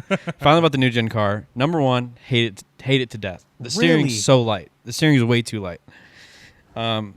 Chicago street course has been pissing me Fuck off that. for 7 No. days in a row. I'm not even kidding. No. 7 days in a row, Chicago street course has been up my ass, and I can't deal with it anymore. Anyway, but I don't like the new gen cars because the steering is too light. But I will say they're getting very close to automatic. I literally just have to pop the clutch, and it's like, whamp, whamp, like it's getting close. But I won't say. I don't know what your opinion on this actually is, but I won't say. I don't think one is better than the other. I genuinely don't. I think that if you like driving manual, you should have a manual car, and if you like driving automatic, you should have an automatic car. And I think that supercars shouldn't be manual. I think they have too much power, and I think they're too crazy to be manual. I think if you made supercar, if a lot of the supercars that are on the market today were manual, Yeah. a lot more of them would end up in trees and the sides of buildings because people can't fucking drive like Carrera high horsepower GT. manual cars. It's a lot going on to have a high horsepower car and be in power and then put the clutch in and shift. And then if you drop the clutch too hard on a high horsepower car, you're going around and there's nothing you can do about it. And so I think that it's perfect that supercars are automatic, which is something that Derek and I argue about all the time. Mm-hmm. And but I don't think one is better than the other. I won't ever make fun of you for that because I genuinely believe that it's just preference, and if you enjoy one more than the other, you know. Yeah, if I knew how to drive a manual, it might change my opinion. And there's some cars that are only specifically manual that are nice, but Yeah. I could just never drive it because I Yeah. don't know how to do it. Yeah, But it's just like I'm 30 years old now. At this point, it's kind of just like I'm used to my automatics. No manual hate whatsoever. But it's just like Yeah. I'm so used to it that I'm like, why even bother? Because fair enough.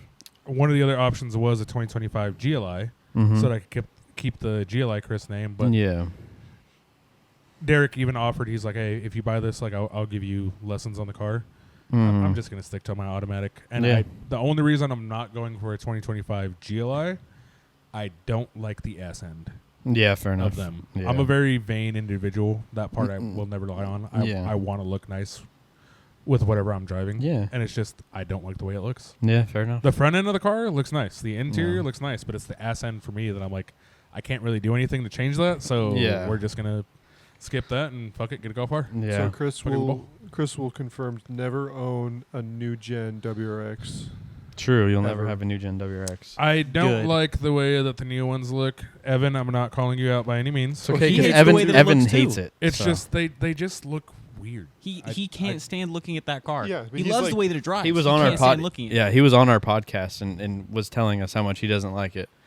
Yeah, it's just they just look funny. They That's do. really all it comes down to. And if they look funny, then I'm not gonna drive it. Fair Yeah. enough. What is your automatic manual opinion? Yeah, what's your? It just depends on the car.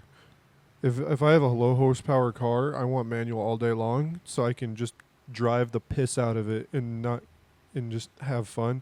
If it's something like, I don't know, I haven't driven too many fast cars, you bitch. I haven't driven too many fast cars, but I think my line is like probably 450. after that, it's just get an automatic. Just have the automatic, and you don't have to think about it, and you can focus more on just the line and things like that when you're driving. Yeah. Can I say? I don't know if I've ever complimented you on this before. I'm sorry, this is going to be a little intimate moment between Nate and I. We love intimacy. I love how in tune you are with cars, having not, like, you haven't driven a lot of stuff. Yeah. But you're so in tune. Because 450 is the perfect number to switch from manual to automatic. At 400 to 430, it feels so good when you're pulling and shifting the gears. Above 450 is when it starts to get too much and too scary, and it's like that automatic just drives the car better. I just want to say I love how in tune you are. Well, and you don't even really you don't even have that. This is what I base it off of is the R8. I would hate to have a V10 And the manual. in a manual. Yeah. I know that's kind of what Derek likes on the Derek's R8. dream car is a Except he V10 wants- manual. No, he wants a V8 True, manual, true. which is also dumb. Oh, I don't care. It's an R8. Get the You're V10. gonna That's get a what angry it phone was. call later. Yeah.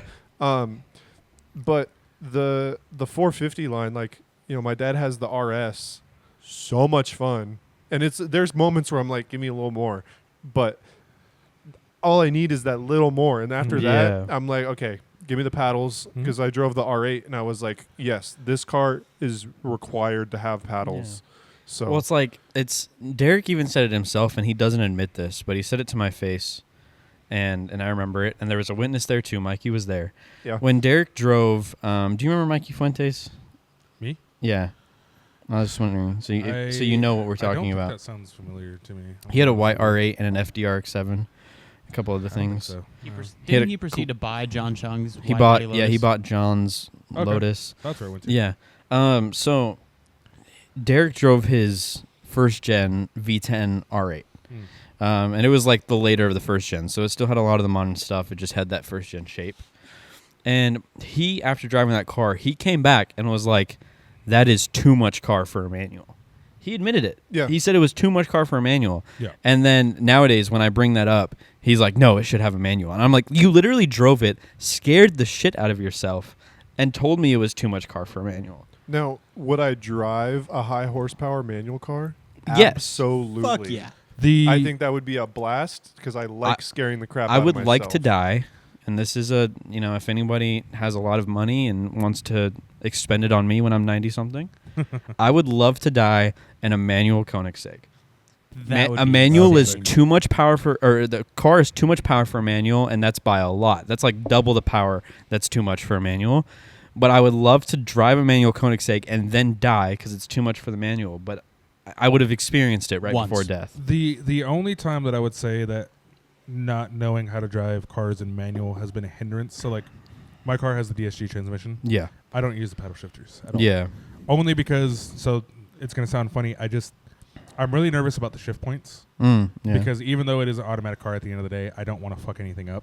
yeah. If I don't know when to upshift or downshift at the right time, then I Yeah. get nervous. The only time that it's ever been a real hindrance, and Brandon was there so he can confirm this, when our buddy had the Performante that you did the photo shoot with, and I asked him, I was like, hey, can I drive your Performante into the warehouse bay Around a at his parking lot, dealership?" mind you. Yeah, Yeah. just around a parking lot, just to go park it for you. And Yeah. he's like, yeah. Originally he was like, yeah, and he goes, do you know how to shift with paddles? And I was like, what do you mean? He's like, even though it's an automatic car, he's like, on these you have to use the paddle shifters. He's like, do you know how to do that? Because technically it starts in neutral. And I was like, no, I don't. And so he Oh. looks at me and like, granted, it's a $360,000 car. Yeah. If I fuck yeah. up one shift, that car is fucked, and I don't make that kind of money. Mm-hmm. So he was just like, maybe next time. But that was the only time that I was just like, fuck, if I knew how to use paddle shifters. I'll give. I'm like, not to offend that owner if he's watching. Those cars are so smart. It won't let you upshift if it's not ready, and it won't let you downshift if it's not ready. They have You have also would have warnings. been at like 10 to 15 miles an hour. You needed to Yeah. go to first gear And that's let fine. off the brake. And if you ever do get in a modern Lamborghini again, a lot of them you do have to engage the paddles to put it in first, and it's literally just pulling on both of them, and it puts it in Right. gear. So now Yeah. you know. Now next time you can say, yes, I do know. Because And that was the only time, and even Brandon was like, "Bro, you should have just said yes, and I will help you do it." But I was Yeah. like, you know what? Like I said, at the end of the day, It's a $360,000 car. I don't make that kind of money. I get I'm not gonna. I get what you said. I'm no. not gonna attempt because I was just like, I'm gonna be honest with you because like even though it's one of my dream cars, Yeah. I'm not trying to fuck it up. You're selling that car. You own a dealership. Yeah, I experienced it firsthand. There's a mode on those cars when you get like over the 300. Bro's Oh. scratching his ass on When- live. When you get like over 300 in the new cars, Cut that out. in the new in the new supercars, there's a mode that I really like that's called Hero Mode. And Hero Mode is like pretty much any supercar's like sport mode. It's not the track mode. It doesn't disable anything, but it's the sport mode. Hero Mode, and I've done it multiple times in different stuff. You downshift and it beeps at you and it says, "I'm not ready to downshift." And you go, "Okay, I'm sorry." You upshift and it beeps at you and it says, "I'm not ready to upshift." And you go, "Okay, I'm sorry." You slide and it slides a little bit and then saves itself. And you go, "I'm the best fucking driver ever." And then you realize it was all traction and stability control. And they all have this hero mode. Brandon knows what I'm talking about. He's smiling. They all have this hero mode that like it'll let you go so far in the car where it's like you feel like a hero. You feel really good. Yeah. But the car's in control the whole time. Fair. I mean, the new cars are ones- a lot smarter than they used to be. Yeah. I will say that. The new ones are so smart. You can tell it how much angle you want to give. Yeah, and before it it's saves like, you. Nope, Mhm. not anymore. It literally will, and it's a crazy feeling, especially the one that I've never personally felt, but I've driven a car with a similar system, the SF90. The hero system in that car is crazy because you can't even tell that it's saving you. Yeah. It makes you feel like you're the best, but it's literally at a certain point just sweeping you up and straightening the car out. It's insane. Fair. Yeah. Anyway, earlier you had mentioned we've talked for an hour about cars, so I think it's finally time that we can get into some other stuff. Yeah. And I'll ask you straight up what other interests you have. But earlier you were talking about gaming. Yep. So are you pretty big into gaming? Yes. I used to be a lot more of a gamer back in the day. Mhm.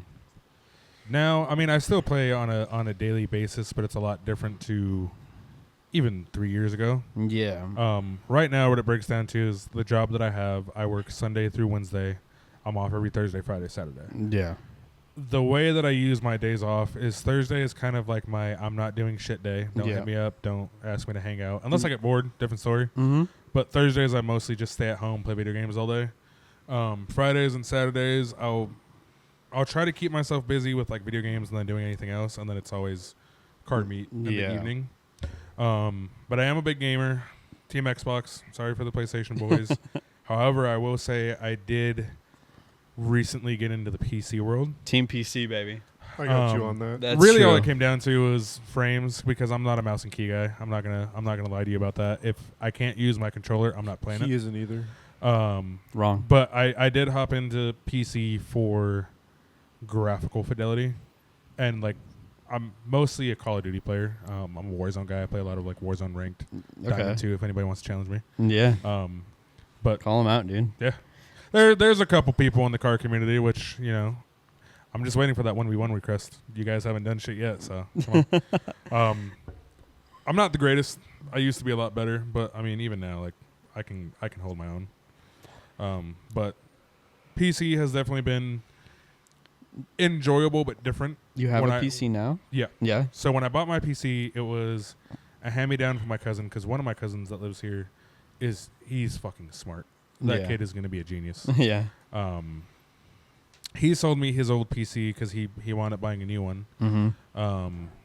If you're into the specs, I'll give you a quick rundown. It was a Intel i5 9400F Mm-hmm. CPU and a 1660 Super graphics card. Okay. I didn't know too much about PCs besides like one of the main games that I wanted to play, which is why I got the PC, was Escape from Tarkov. I played it Okay. once. Yeah. Haven't played it since then. But it was the whole reason why I bought the PC. I have another buddy of mine who helped me upgrade and build my PC. So now it's MSI motherboard. Went from an Asus to an MSI. Mm-hmm. I have a 4060, just the base, not super or anything like that. Okay. And then I have a Ryzen 7 5800 Nice. CPU. Yeah. So right now for Call of Duty, it's perfect because I'm getting like 150 frames a second. I'm Yeah. like, fuck yeah. Yeah. Even bought my first gaming monitor because for the longest time I was playing on on TVs, Yeah. just because I mostly have an Xbox. The monitor does make a difference. Yeah, I was gonna say if you don't have a monitor that supports a higher refresh rate, the frames don't matter anyway. Well, that, and I recently discovered what the fuck DisplayPort is. Yeah, Didn't know DisplayPorts that was a make a thing. huge difference. Yeah. I'll tell you my progression in this. I've never been a PlayStation boy. Fuck PlayStation till the day. Caveat: I did have a PlayStation 4 Fair enough. because I did the same thing that everybody else has done. So I Yeah. think you guys have probably done this too. PS2, Xbox 360. He's too young for PlayStation 2. Hold on. He is, but so PS2, Xbox 360, PS4 only because. So here's the funny part and the sad part. So funny part is, I got it because it was $100 cheaper than the Xbox One when they came out. So I was like, fuck it. And the main thing was like PlayStation never had to pay for online access Live, before, yeah. so I was just like, might as well get a PlayStation and just play for free. Well, PS4 they started charging you monthly subscriptions. Yep. So I was like, PS I should have just Vita, gotten or whatever the a hell it's called. Xbox One at that point, but What? Isn't it called PS Vita? What is that? No, PSP? that's a No. a handheld. Yeah, I'm stupid. the PS Vita is a handheld. PSP It's is funny. handheld. You guys are talking shit. My first console was a PS2. Mhm. Then I got a 360. Mhm. I got a PS4. Mhm. Then an Xbox One. Mhm. Xbox One S. Then I got the new Xbox like Series S. Yep. I've always been like, even though PlayStation 2 was my first console, I've always been heavy on the like fuck PlayStation Yep. thing. I've never liked them. I've never liked the way they gamed. I've never liked the games on them. And so I've always been a big major Xbox guy. So here's the thing that pissed me off with PlayStation. The amount of server maintenance that those motherfuckers go through. I remember I would come home from work. I used to work at Walmart. I would come home from work and I would be ready to game. Mm-hmm. Server maintenance. You can't play for like until 4 o'clock. And I'm like, yeah. dude, fuck this. Like, I'm trying to play my video games. Like, what?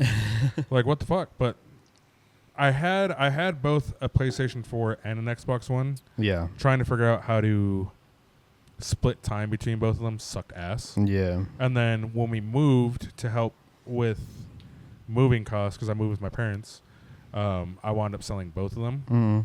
Bought a Xbox One S, had that for a little bit, upgraded to the Xbox One X because I made money, Yeah. and then upgraded that to the Xbox Series X because I was lucky enough to get it for Black Friday when they originally launched. Yeah. It was a fucking pain in the ass to do because that was when botting was a huge thing. Yeah. I only got a Series S because I felt like I couldn't justify the cost bump to the X.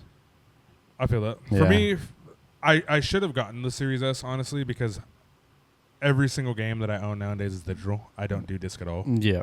which technically I should go back to disc, but just nobody does it anymore.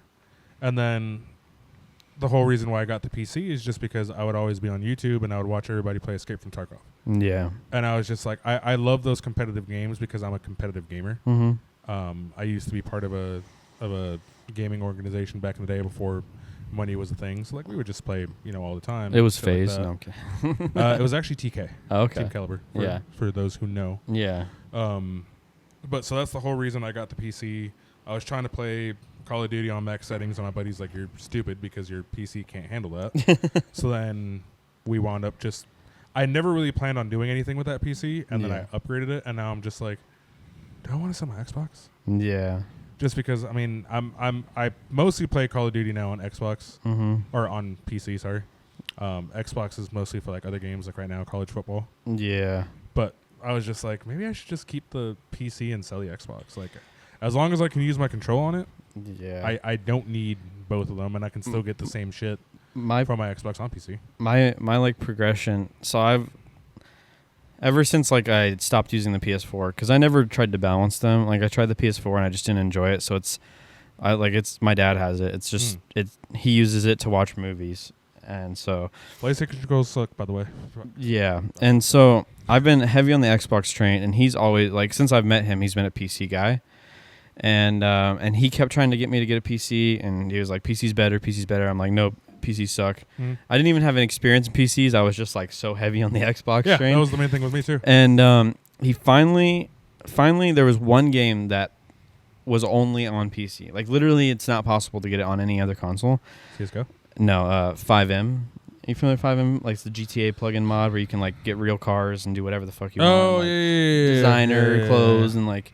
I've always been big into like car stuff and games, and I wanted to play GTA with real cars and take pictures with the real cars, and so 5M was the only way you could do that, and 5M is only on PC because it's a plugin, and you have to be able to mod it. And so finally, I was like, I want to build a PC for 5M, and I just like literally, I asked him what I need. He sent me a PC parts list, and I ordered everything, and he put it together.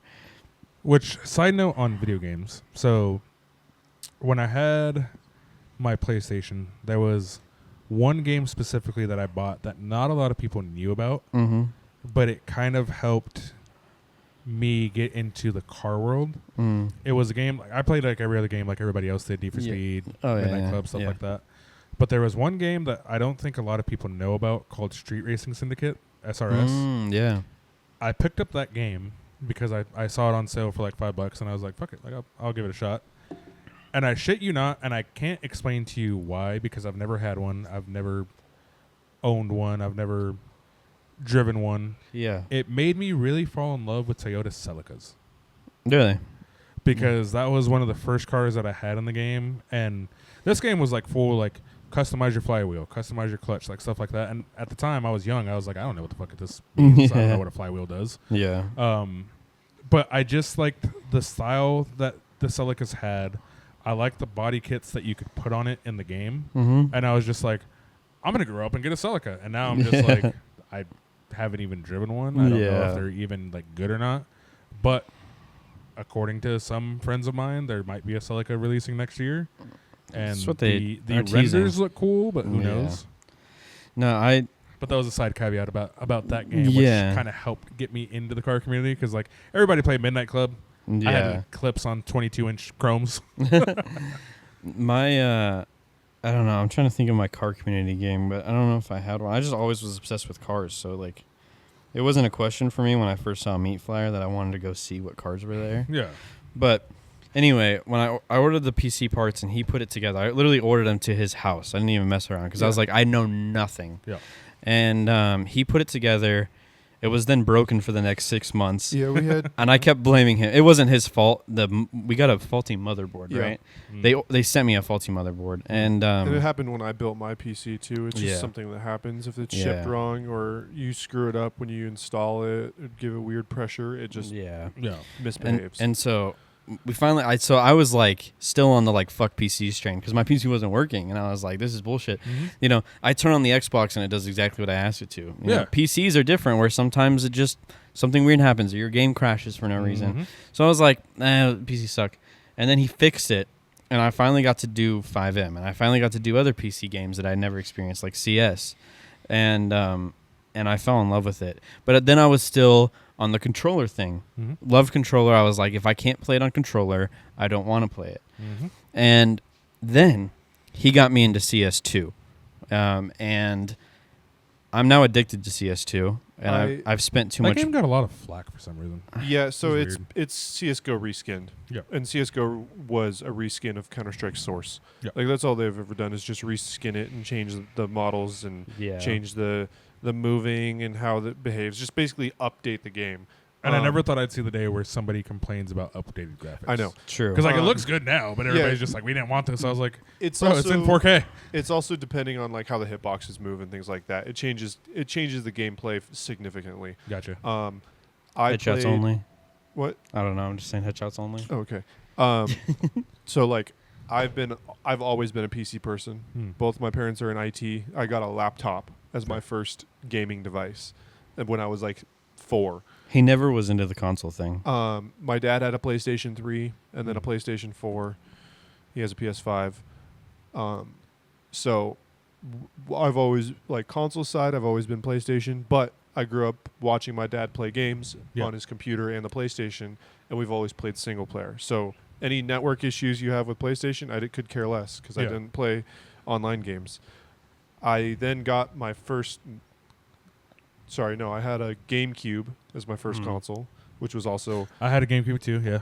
Also, like, single-player games, played, like, Need for Speed Underground and things like that. See, I had all the... When the GameCube thing, when everybody was, like, riding GameCubes, I just had, like, the first ever, like, DS. I was big into, like, Nintendo stuff. I also had DS's. First console I think we ever actually owned with my family because I remember when they bought the PS2.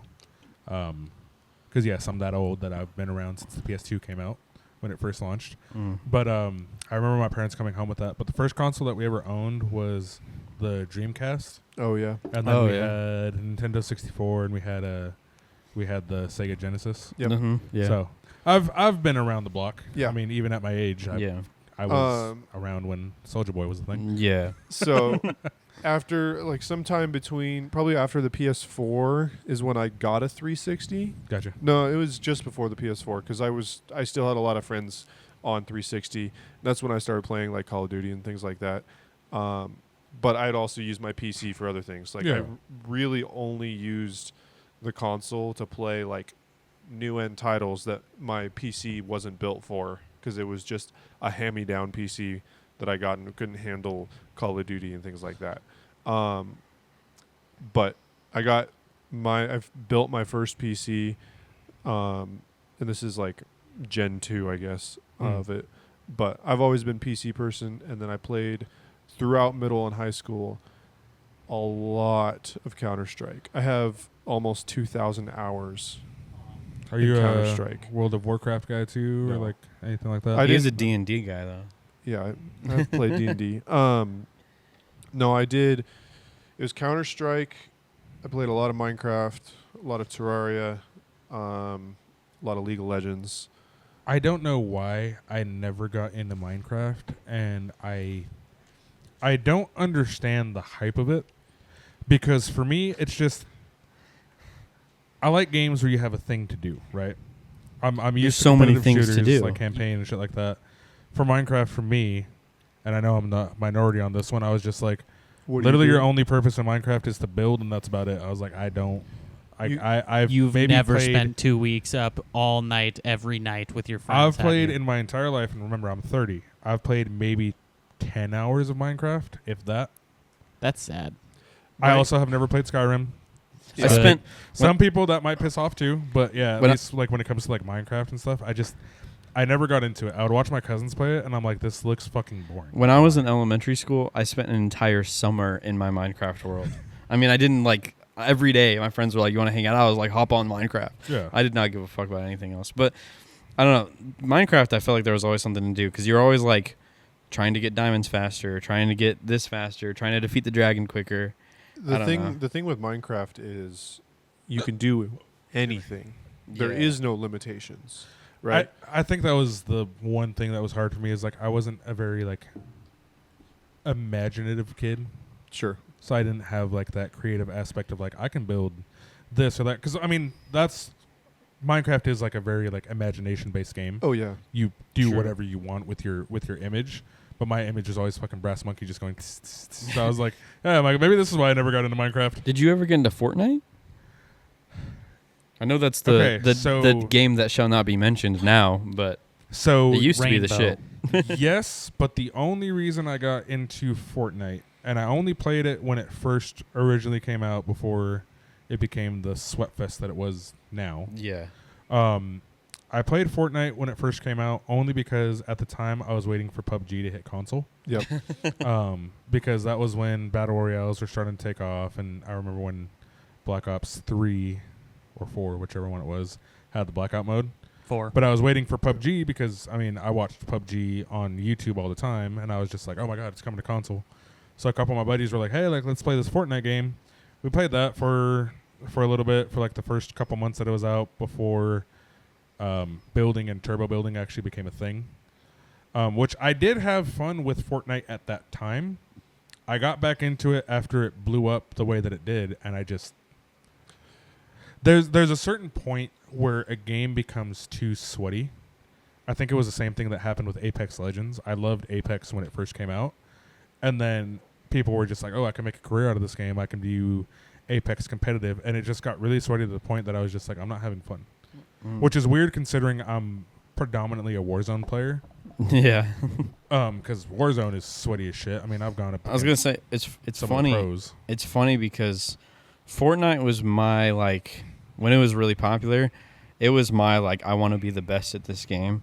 So I was like constantly trying to do tournaments, and I was on a team, and I was pursuing it super hard. I was crazy. And then recently when they revamped it a little bit and they made ranked, I got super into ranked, and I was constantly like, I was going for the highest rank. And my girlfriend and I, we actually had our own 2-person team, and we were fucking everybody up. And like, that's always been my sweaty game. And it's funny because as much as I've sweat over Fortnite, Warzone was always too sweaty for me. Yep. I think the sweatiest game that I ever really played, though, that I really got into, which the funny part is I'm a really high level, like decent level, but I'm not as good as I probably should be at that game. Siege. Dude, There it Siege is. is Siege is another fucking yeah. level. Siege is a different breed of human beings. But I love Siege only for the fact that if you pixel peek and you happen to get a headshot, boom, you're done. So I think I like that competitive aspect of like, I either need to outsmart you or play better than you, otherwise I'm fucked. Warzone is kind of just like luck of the draw right now, it feels like. Yeah. So that's why I played my sweat game was Counter-Strike. Yeah. I played on like pro-am level teams for that. And I don't know, it's literally like there's no abilities or whatever. It's just you pick your loadout, and there's also like an economy to it. Like every There's kill, not attachments either. yeah, like, there's it's no literally attachments. You, You and the don't aim gun. down your sights. Yeah. It's movement based, where you place your nades, how you work together with your team, and how you balance your economy. And I've played a little bit of and CS. to me that was like, this is bare bones, and I love it because there's not crazy power ups everywhere. It's like, it reminded me of like Black Ops 2 or Black Ops 1. It's or almost like you can't be too sweaty. Well, and you can To an extent, absolutely in be too comparison to other sweaty. games. The only thing but- that scares me about those kind of games, though, is so I spend money like an asshole, Sure. especially when it comes to like cosmetics. I'm a big cosmetic guy because, like I said, I like nice looking things. I mean, I Man. literally drive a Volkswagen with BMW wheels on The- it, which if you guys didn't know, I have Yeah. BMW wheels on my car. the skins in CS2 are fucking me right now. That's dude. that's Oh the my main God. thing is like It's Advanced Warfare was probably like my point where I was spending so much money on that game and fucking microtransactions that I was like, I can't play a game like CS where, because I even have that issue with Call of Duty right now, is like I get new gun or unlock this gun and I'm just like, it needs to look good, it needs to look shiny. And CS scares me because I can lose so much money in CS trying to open cases just to get like this nice thing that I'm like, I can't do it because I will put myself in a form of financial debt that I will never be able to recover from. you don't even know about this. I recently, and it was on CS2, and I was playing with Justin, and everybody, I have like some cool skins. Like my AK skin is probably my best. It's actually worth a decent bit of money. What is it? It's like the phase one. I don't know. Those are stickers. Oh yeah, no, the phases thing is stickers. I don't know what the skin is, but it's like blue and red. Anyway, Dragon Lore Op. That's the only thing I know about. yeah. Yeah, But- those Dragon Lore skins are So, crazy. When I was playing with Justin and his buddies and Eric, you Yep. know Eric. When I was playing with them, they all had skins on every gun they would take out, and I was like, I need every single gun to have a skin. Yep. So I started searching every gun and just buying like a skin for like $5, and it was starting to add up. Well, then I got to the knives. Oh no. And the cheapest knife, I literally said sort by cheapest, and it was $1,300. And this is how I knew that it was bad. And I turned off my computer. I'm not even kidding. I hard shut it down because I was like, this is getting out of hand. I was in the checkout with a $1,300 knife, No. and I was like, this is a fucking game. And I literally hard shut down my computer. I was Yep. like, it's sucking me in. I can't do this. And thankfully, I've kind of learned from that because, like I said, Advanced Warfare was probably definitely the one game that I probably sunk like the most amount of money into, just because that was when the loot box craze was like a thing. Mm-hmm. And now, like, I play a lot of Modern Warfare 3. I like Modern Warfare 3. This is the one game that I finally was kind of just like, you don't need to buy this $20 skin anymore. Yeah, no. I want to say at least with this game, I've played it a lot, but I want to say at least with this game, I've only bought maybe like 4 like legitimate bundles that Yeah. actually cost me money. Everything else I'm getting like the free shit or like the Black Cell. Yeah, people can say like the battle pass is like investing money, but I'm like I'm not purchasing like 5 different $20 skins for you know, Yeah. 5 different characters. It's like I unlock the battle pass once, I get whatever skins come with That's that. how I boom, feel boom, about Fortnite, because I always get the battle pass in Fortnite and just unlock everything. The thing that I could never get into with Call of Duty, I'll be honest, there was one major turnoff for me that kind of kept me from trying to get competitive with it, was every single time they did an update, there was a new gun meta that involves certain attachments, and you have to unlock those attachments. Which you have to play with that Yep. base gun, with the no attachments gun. The whole time you're getting shit on by guys who already Yep. have that gun with the attachments, Yep. and so, but you have to get kills with the gun to level it up and get those attachments.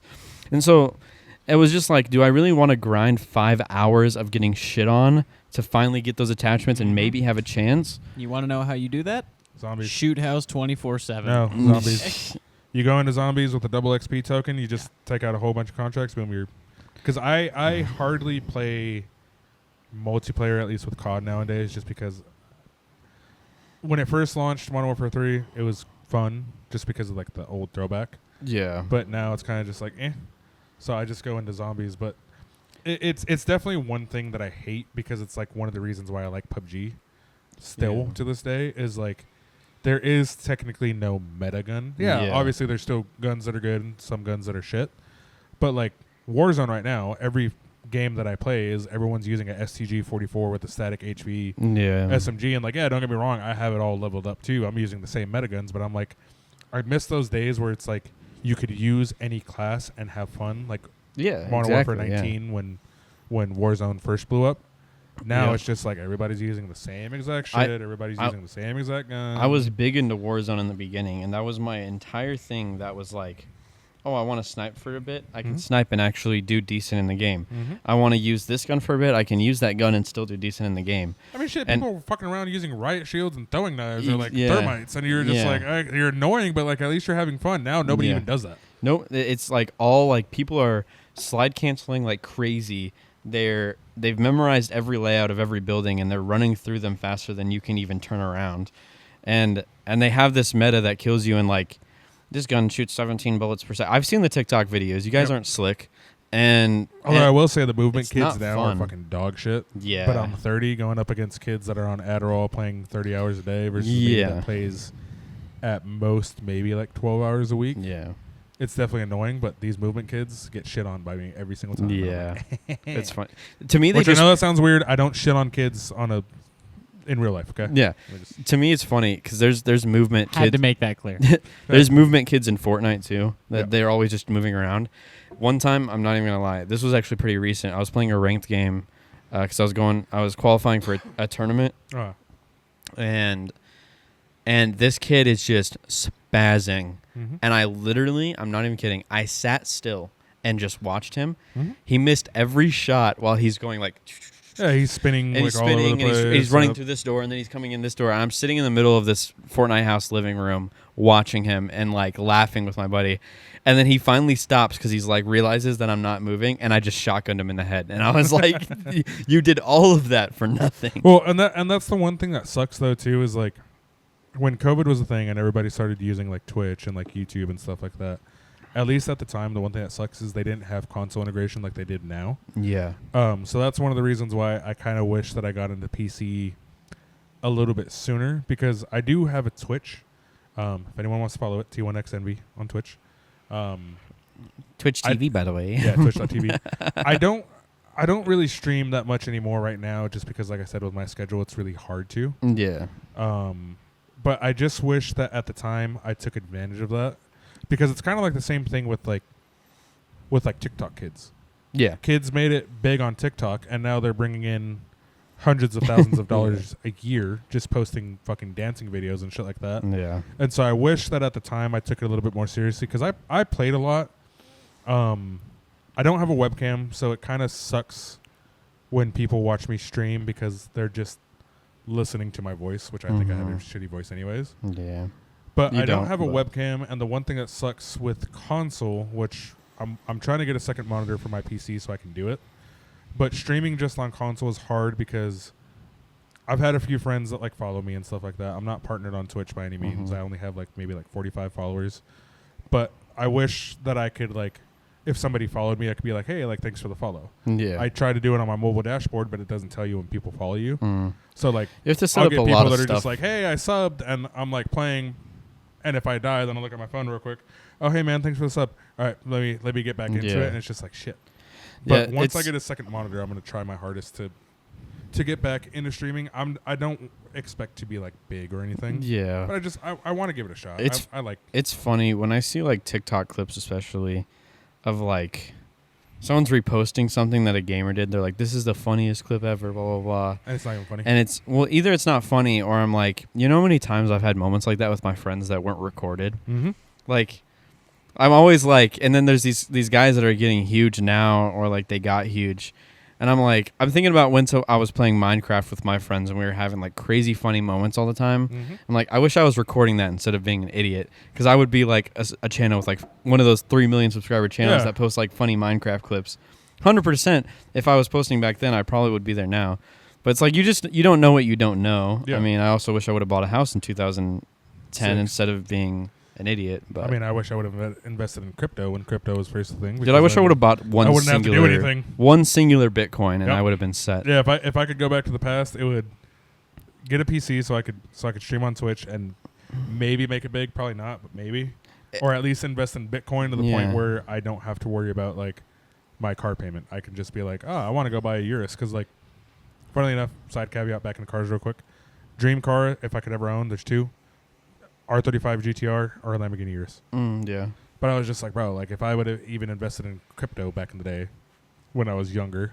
Well, the thing was, everybody thought crypto was a scam, and there's a lot of it that is. Yep. But Bitcoin was just the one that went crazy, and nobody. I mean, some people were saying it, but I genuinely believe that the people back then that were like, buy Bitcoin, they didn't know it was going to blow up either. No. Nobody knew that was actually going to be a thing, but then one day it was. And Like even old YouTube was the same thing. Like there's if you were guys that were consistent, just posting content, and Yeah. it was like the dumbest like you go back now and watch it, it's like the dumbest content you'll ever Yeah. see.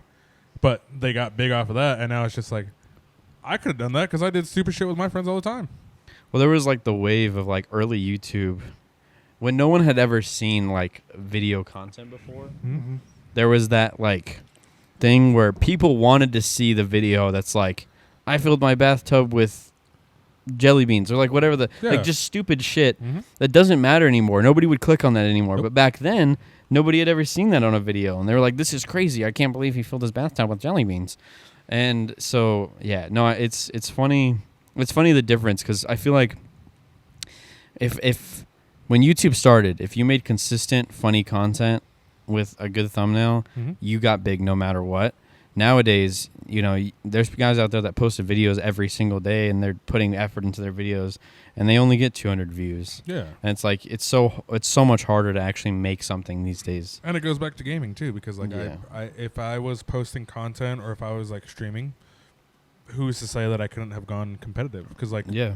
one of the things that I want to attempt to do next year, just because me and a couple of my buddies play a lot of Warzone, we want to try to do like the World Series of Warzone like qualifiers, Yeah. just to see how we stack up. Like 9 times out of 10, we're probably gonna get shit on, No, but like we're like decent enough that we can get kills on like a sweaty ass game. So it's just Yeah. like, why not give it a chance and see if by chance I happen to be good enough where it's like, oh shit, hey, job, I'm gonna be going to Dallas for like 2 weeks because I'm competing for Warzone or whatever. Like the Yeah. guys that are in Riyadh right now, and I'm just like, shit, that would have been cool.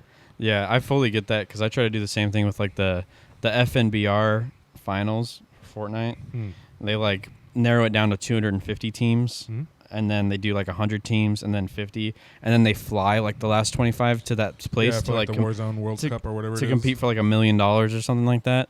And my girlfriend and I were like set on that, and we trained and we competed in tournaments, and I think we placed like 230 something. But I was like, well, like we figured out where we are, I guess. Like, And that was one shitty part too, because you're, how old are you?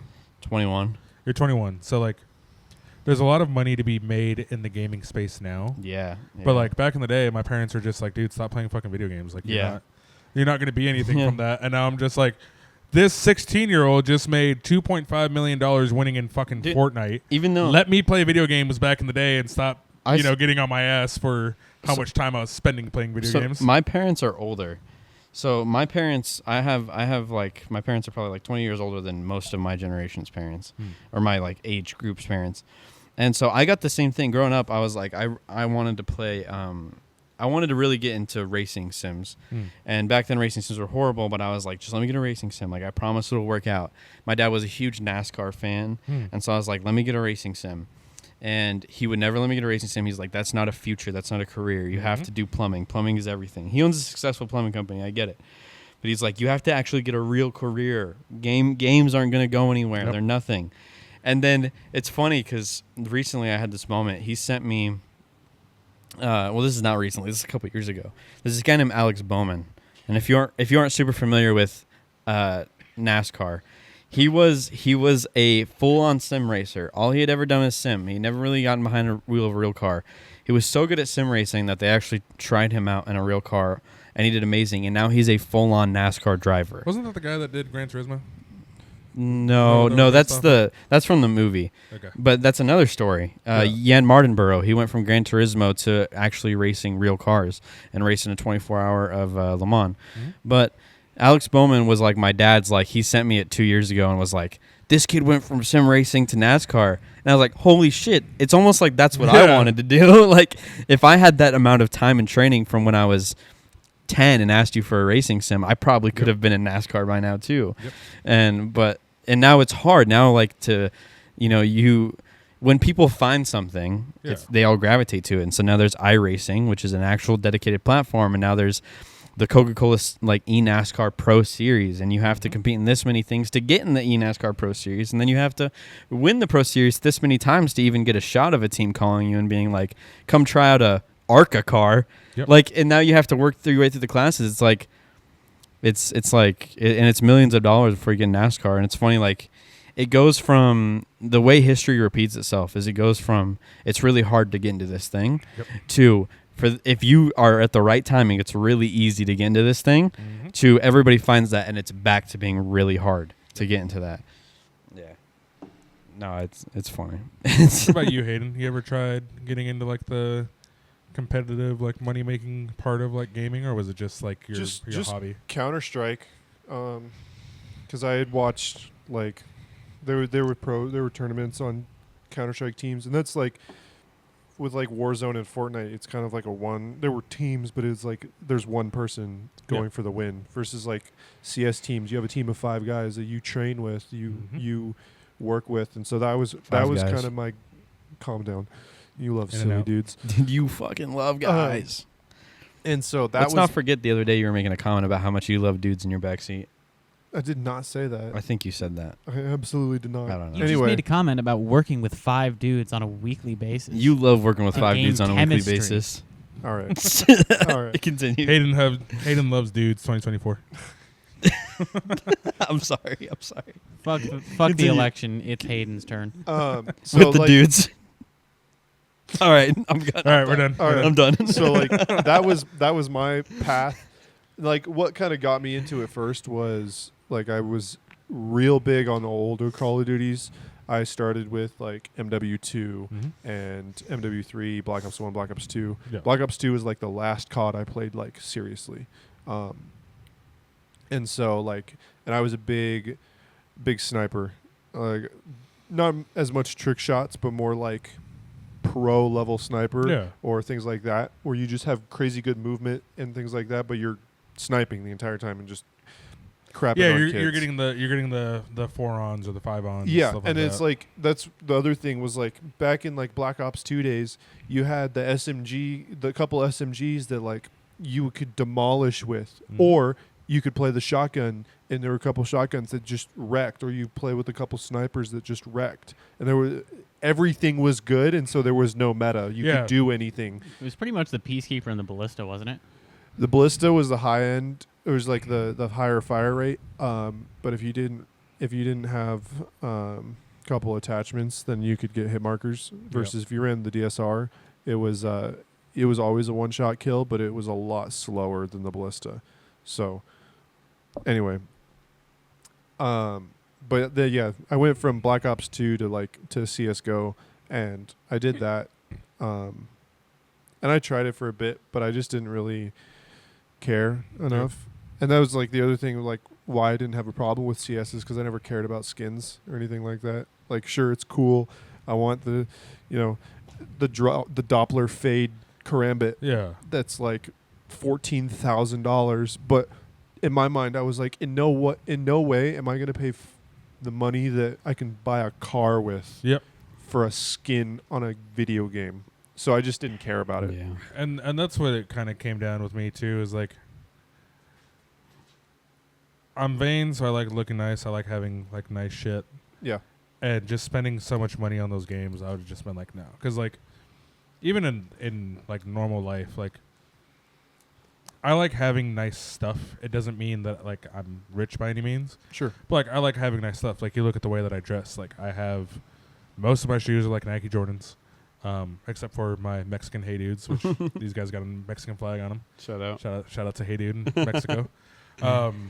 But it's just like, I've always liked having like the nice things, like the Nikes, the Jordans, stuff like that, like jerseys and everything like that. And I'm just like, I'd rather spend money on that than spend money on a game that I'm going to play for a year and then never touch that game. And it's just like, oh shit, I spent $400 in that game when I could have spent $400 on clothes or like $400 on like car parts. Yeah. So like, thankfully I learned how to kind of control it on that, but it's just like, if I would have made it big, I probably would have been one of those guys that's like, all right, boy, it's time to do a box opening video for like the next 45 minutes and spend like $5,000 on CS cases. I've always held it down that, like, I can't justify spending a ton of money on video games, even though unfortunately my girlfriend was curious and I added up how much I've spent on Fortnite in my life.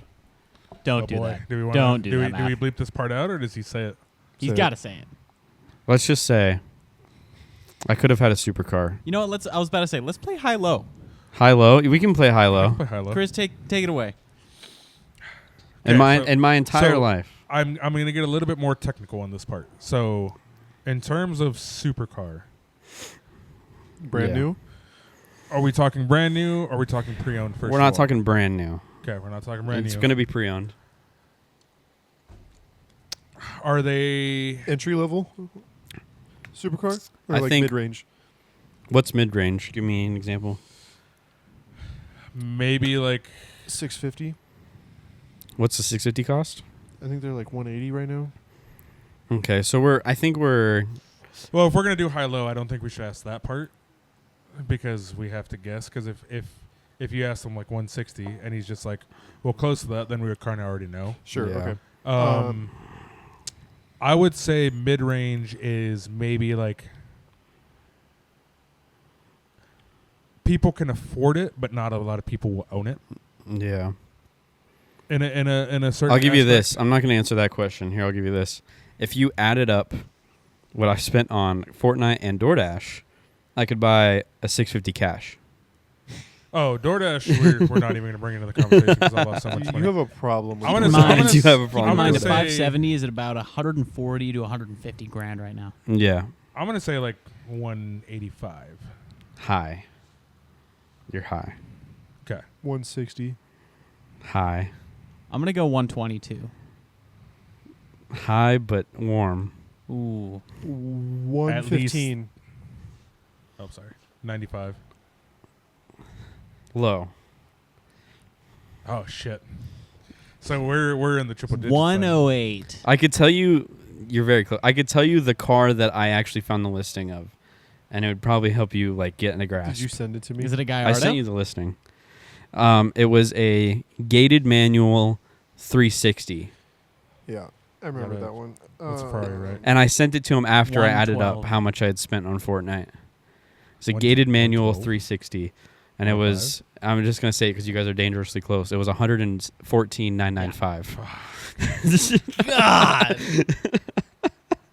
I mean, the nice part that I'll try to spin it in a way that he doesn't feel like a piece of shit is like I feel like a piece of I'm assuming it was over a culmination of years, a culmination of many Oh, years. yeah. and not just in like one like singular year. Yes.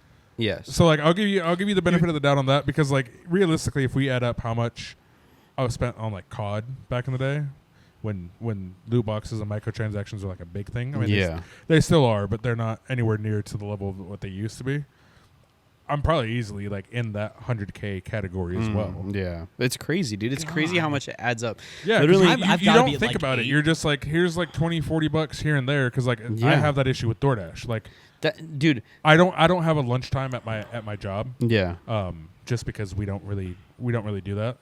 So I DoorDash a shit ton, and like realistically, if I put how much I've spent on DoorDash and like even I would say like the last 3 years with all the jobs that I've had recently, I could have probably paid off the GLI in with that kind of money. Yeah. Yeah. My mom was like, she was getting on me for the DoorDash, and she was like, every time you think about DoorDash, you should put $50 in a savings account and see how much you have in a year. And I was like, I would have a lot of money in a savings account, because DoorDash has been a thing for me for a long time, and I've had Dash Pass for a long time, and I hadn't looked at my Dash Pass account in a long time, but they started to give me a lot of offers, and I was getting scared because DoorDash doesn't give you offers. Like, they're very greedy. I was like, if they're giving me offers, I must be one of their best clients. And so I went on to my Dash Pass account, and the only thing it tells you, it doesn't tell you how much you've spent. It tells you how much you've saved in fees. Yep. Now, fees are normally $5 to $8 per transaction. It's what I typically save on a DoorDash order. And my saved in fees on my Dash Pass is over $3,000. Where do you? I Do you want wanna to see where you look at that? Right now. Here, let me see real quick. This is insane. Hayden. Can What do you we- feel Because about this? I'm curious if he's at that range, I'm either going to be close or higher than Oh, that. hold on. Because say high. I DoorDash religiously, and it's You've saved $2,480 in fees. $2,480 in fees is what you saved. In what amount of time? How long have you had Dash Pass? I've had Dash Pass since 8/30 of 20. Damn. So about 4 years on the dot. yeah. So do you want me to do the math for you real quick? So I learned. This Would isn't a you fun say game anymore. $800 Would you a say year. you spend like $40 on every order, or 50? What Oh, do you dude, think you that's spend? so. Unfortunately, I am going to call myself out on this. That's really easy for me to do because if anyone's met me, if anyone's talked to me, I am a bigger dude. I'm 6'1", 285, and that's on a guesstimation of the weight because I haven't weighed myself in such a long time. So you're like me, and you order 2 entrees. It's not just that. It's what happens is like I get like really good offers on like DoorDash. Like one of the things that will kind of call me out with like how big I am Yeah. is for the longest time DoorDash had an offer for Popeyes. By the way, this isn't a sponsored DoorDash segment. So No. let's just make that very clear. This is don't get DoorDash. this is a don't get Dash Pass. But one of the offers that they were using, which really helped for work because I work 10-hour shifts. I work 4 10s. Gotcha. So I don't really have time to eat at home and stuff like that. They were doing a deal where it was from Popeyes. It was 2 chicken sandwiches, a 12-piece wings, or like a 12-piece wings, and then like a large order of fries. Normally that's like $35-$40. It was $15 That's crazy. on DoorDash. So Yeah. I ordered that so much, and like that's my biggest issue too. Is like I get a lot of the deals where it's like, hey, order X amount of food, Yep.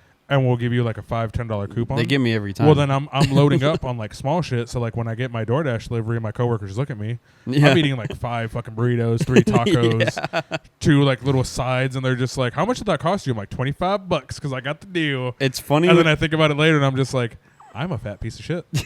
It's funny when you realize too. I was realizing the other day because I was like, we were ordering late night food, and Wendy's had a deal, and I was like, babe, if I get 2 more burgers, it's like basically free for the last one. Yeah. And she was like, okay, how much is a burger? And I'm like, it's $8, blah, blah, blah. She's like, how much are you spending? Order the 2 burgers before you get it off. And I'm like, 20 something. She's like, so you're spending more. And I'm like, but it's free. Didn't Trace have like a moment like that too, where he was trying to order Costa Vida? I don't And know. Don't look at me. I have no idea. I want to say that he said something about that, and we'll get confirmation from Trace after this. But I want to say that he made a post on Facebook about ordering Costa Vida, and he ordered like $80 worth of food.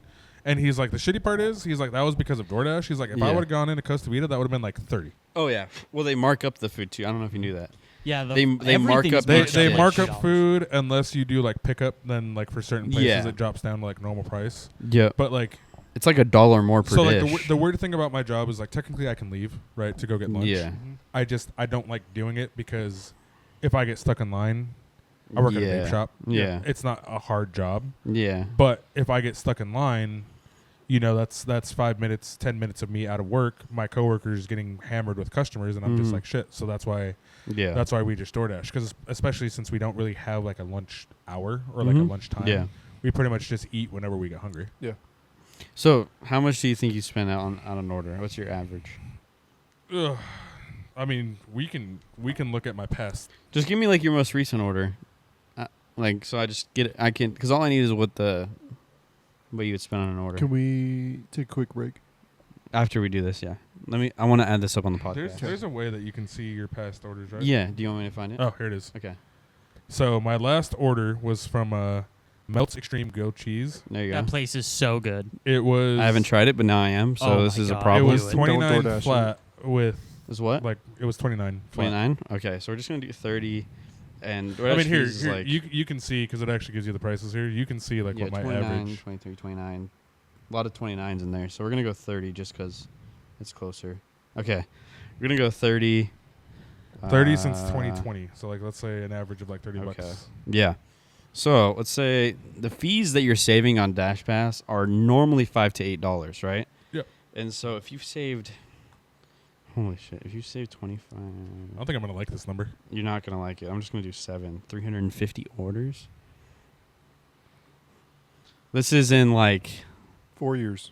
4 years, so 4 it's not years. that horrible. No, it's not bad. Okay, it's actually not as high. That's as I not thought that it was. bad. It's not as high as I thought it was. When I gonna added mine up, it was like 30,000 plus. be. Yeah, all right, let's take But that's assuming every order you've ever had is like $29. If you've ever had a $50 order, you've had there's been a couple of those, but Yeah. like thankfully, so I live with my parents though, only because. So when I first moved to Idaho, I wasn't the biggest fan of it, just because. I was originally born in LA, but I was raised in Texas. I was raised on the border, so I'm used to big cities. I'm used to like a lot of people. yeah. So when I first moved here, I kept on telling my parents, I was just like, I'm not the biggest fan of Idaho. I don't feel myself out here. Mm-hmm. So I still live with my parents because at first I didn't like it. So I was like, I'm not going to get my own place. Yeah. And then finally my parents were just like, as long as you like help us out with bills, especially with like how the housing market is now. Yeah, of course. Because like even growing up, like I'm older than everybody in this room. Mm-hmm. Growing up, if you weren't out of the house at 18, you were considered a loser.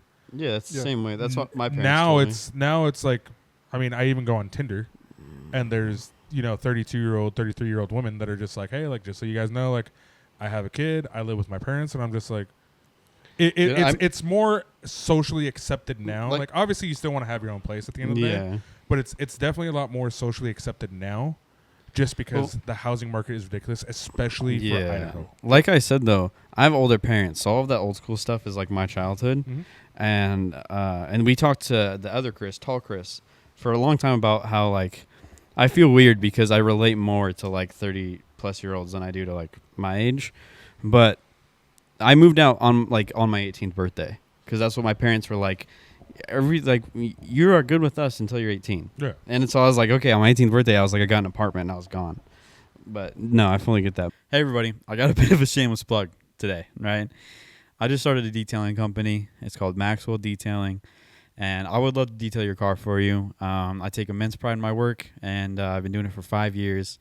I'm the paint correction man, so if you want that paint to look perfect, you know who to call. So give me a call, 208-971-0324, or go on our Instagram. It's Maxwell Detailing, and yeah, I'll hit you with a quote. But let me take care of your car, and I'll make it perfect again. Peace. Hey guys, I need to tell you about something that's dear to all of our hearts here at Off the Path. My amazing girlfriend's father has fought a really long and tiring battle with cancer, and I wanted to take some time to talk with you guys about the amazing man that he truly is. Shortly after I met my girlfriend Sierra, I was looking for my next step in life with her, and I was wanting to move to Star, Idaho, where she was located, because I was located in northern Idaho about 4 or 5 hours away. I didn't have the resources to make that move and do it sustainably by myself. Sierra's dad, Bill, offered his home to me and took me in just like his own son. The way he treated me was with insane kindness and love and things that I didn't expect from him, and he didn't owe me. He barely even knew me. And I will always be immensely grateful for the opportunities that he's provided me just in the short time that I've known him, and the wisdom that he's given to both me and to Hayden in the short time we've known him. During his long battle with cancer, he's truly been nothing short of a star to his entire family. He's kept his laughter, his hilarious sarcasm, and his endless humor flowing the entire time. And as he fought harder and harder, so have the bills. So I'm here to tell you about this GoFundMe that my amazing girlfriend has set up for her father. At the link in our bio, you can not only find out more about his journey, but also about the entire family's battle and everything that they've been dealing with. If you feel it in your heart to donate, I really, really appreciate it, and we all really, really appreciate it. If you can't, I fully understand, and times are really tough right now. I get it more than ever. And so I only ask that if you can't donate, please just say a prayer for this family. They've been through so much, and they still have some road ahead of them. So thank you guys. Enjoy. Yeah. Yeah. No, I don't know. I just don't. I like I said, I watched the Super Bowl. Do audio check real quick. You're good. You're good. Okay. I watched the Super Bowl. I watched like the big events, but I'm just like not super into it I anymore. don't even watch the big events. You don't even watch the Super Bowl? No. World Cup? I skipped the halftime show, but I at least watched the gameplay. Well, here's like the weird part too is like, so everybody who knows me knows that I'm a big Raiders fan. All right, like I was born in California. Shocking. I'm so sorry. It's a brown people thing. You're either gonna be a Raiders fan or you're gonna be a Cowboys fan, and fuck the Cowboys. Okay, so like, I'm a big time Raiders fan. I hate sports, but the only thing that sucks harder than the Cowboys is a vacuum. True. So I was Well, like, That's a stretch. Chris fucks Cowboys? That's Wait, all I what? heard. Maybe You heard what now? That's all I Chris heard. fuck silly guys. Chris fucks Cowboys. You know Chris what? likes dudes. It's 2024 at this point. If anybody pays me enough, I'll do some weird shit. Bro said a Chris 20 is a Chris Clip 20. it. Clip it. I will, in fact, flip it. But no, so like the weird part is like anybody who knows me knows that I'm a big Raiders fan. All right, like I won't shy away from that fact. Even my Impala had a big Raider sticker on the back window.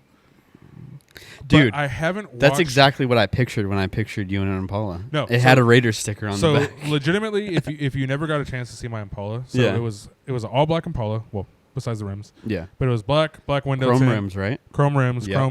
chrome 20. I want to say that they were U2s. Never even heard of that fucking brand. Were they 20s or bigger? 20s. Okay. 20s on low pros, Okay. and I had a big Raider sticker on the back window, and That is when so when badass. I first moved here and I was working at one of the bars, there was a cop who was also Hispanic, and out in Cuna, they were just like, "Hey, like we want to know what you drive because then like you're coming from the bars, obviously. Yeah. If we know what you drive, then we're gonna leave you alone because we know that you're staff and not like Gotcha. somebody who went to the club and got fucked up." Yeah. So I was like, all right, cool. Like I drive that Impala right there with like the Texas plates. So cop looks at it and he goes, black Impala, black tint, 20-inch chrome rims, Raider sticker, Texas plates. He's like, your probable cause 10 times out of 10. Yeah. He's like, if I see you, he's like, I am pulling you over. And I was just like, well, shit. Yeah.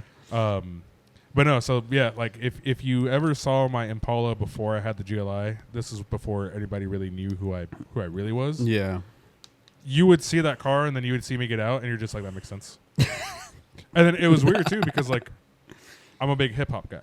Yeah. I mostly listen to like hip hop and rap. So I would blast my music like as loud as I could, right? Yeah.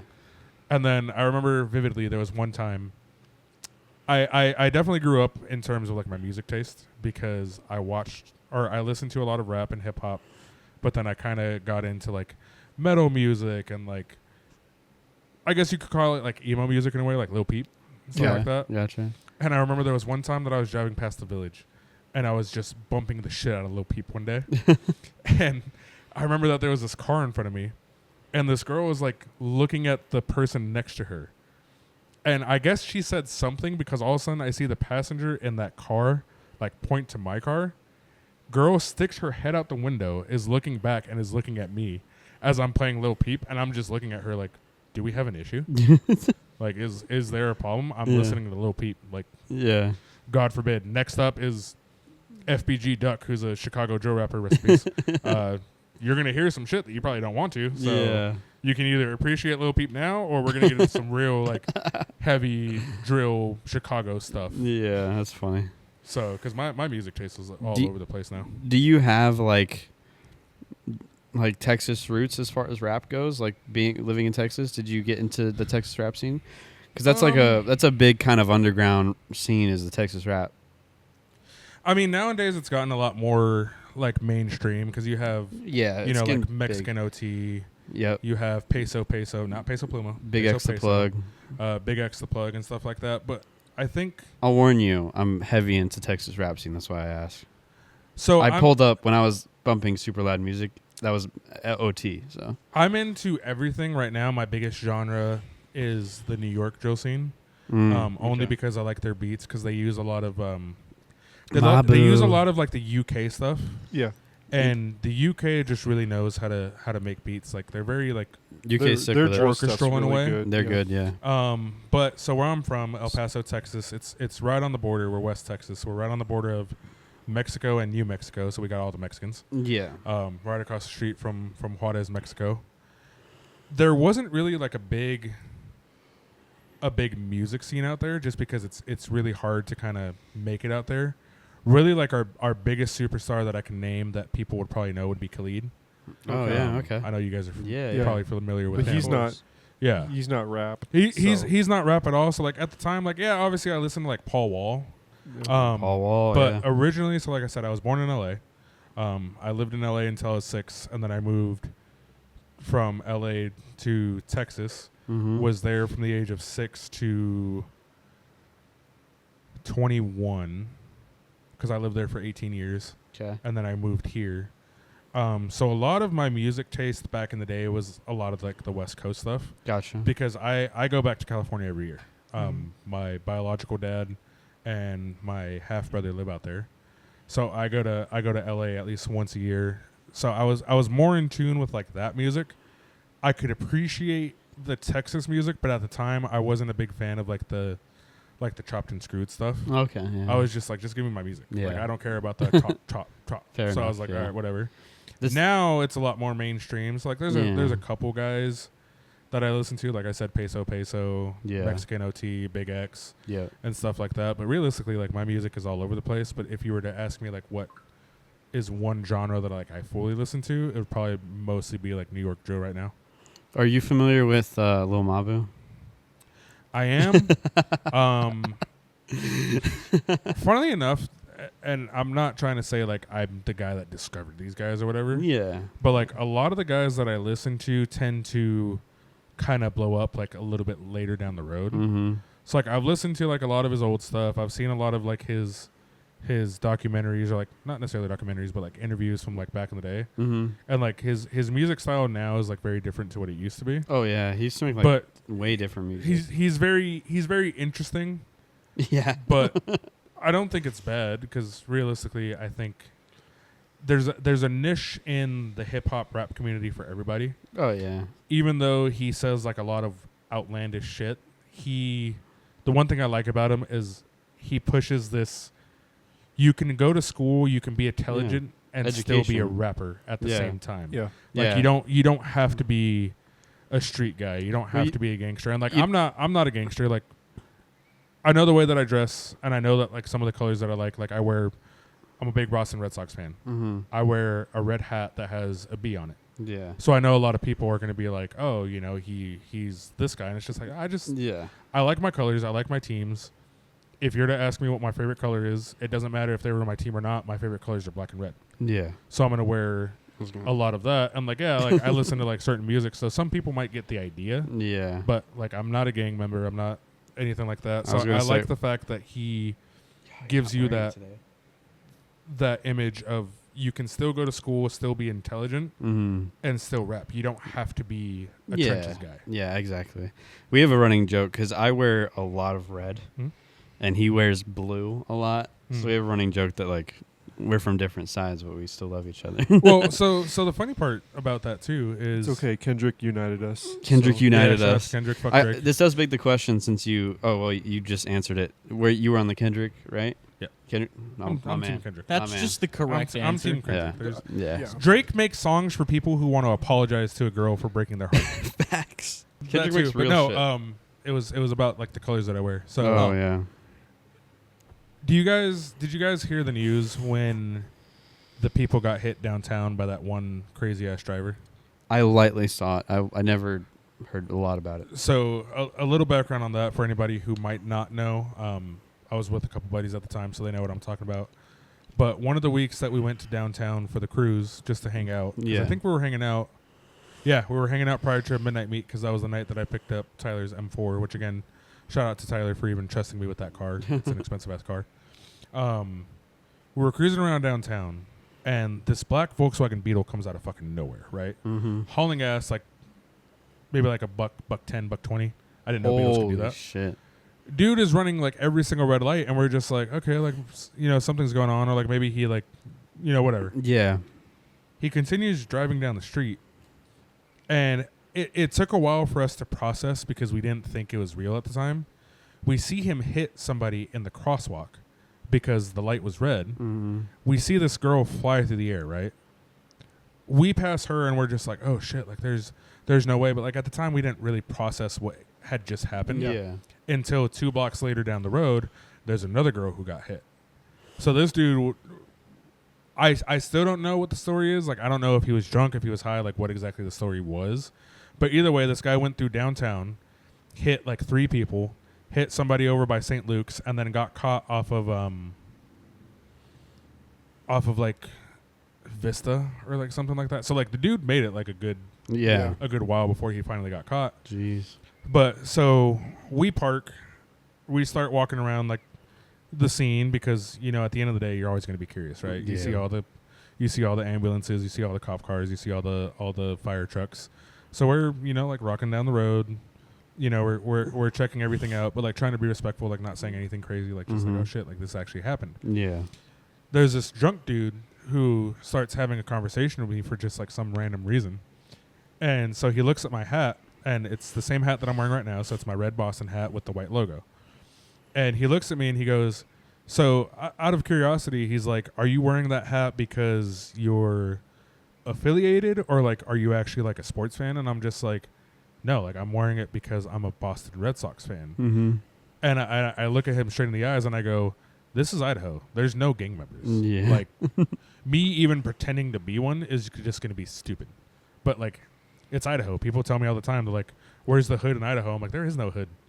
The hood is like a Victorian townhouse. And I'm like, huh? Like, I'm from LA. I'm from like not the greatest neighborhood, but I'm not from like a bad neighborhood by any means. But like, I'm used to,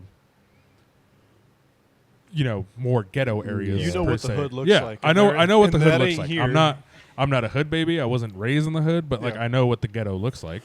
The Texas was kind of like the same thing. Like Texas, we did have a little bit more ghettos, especially with Mexico across the street.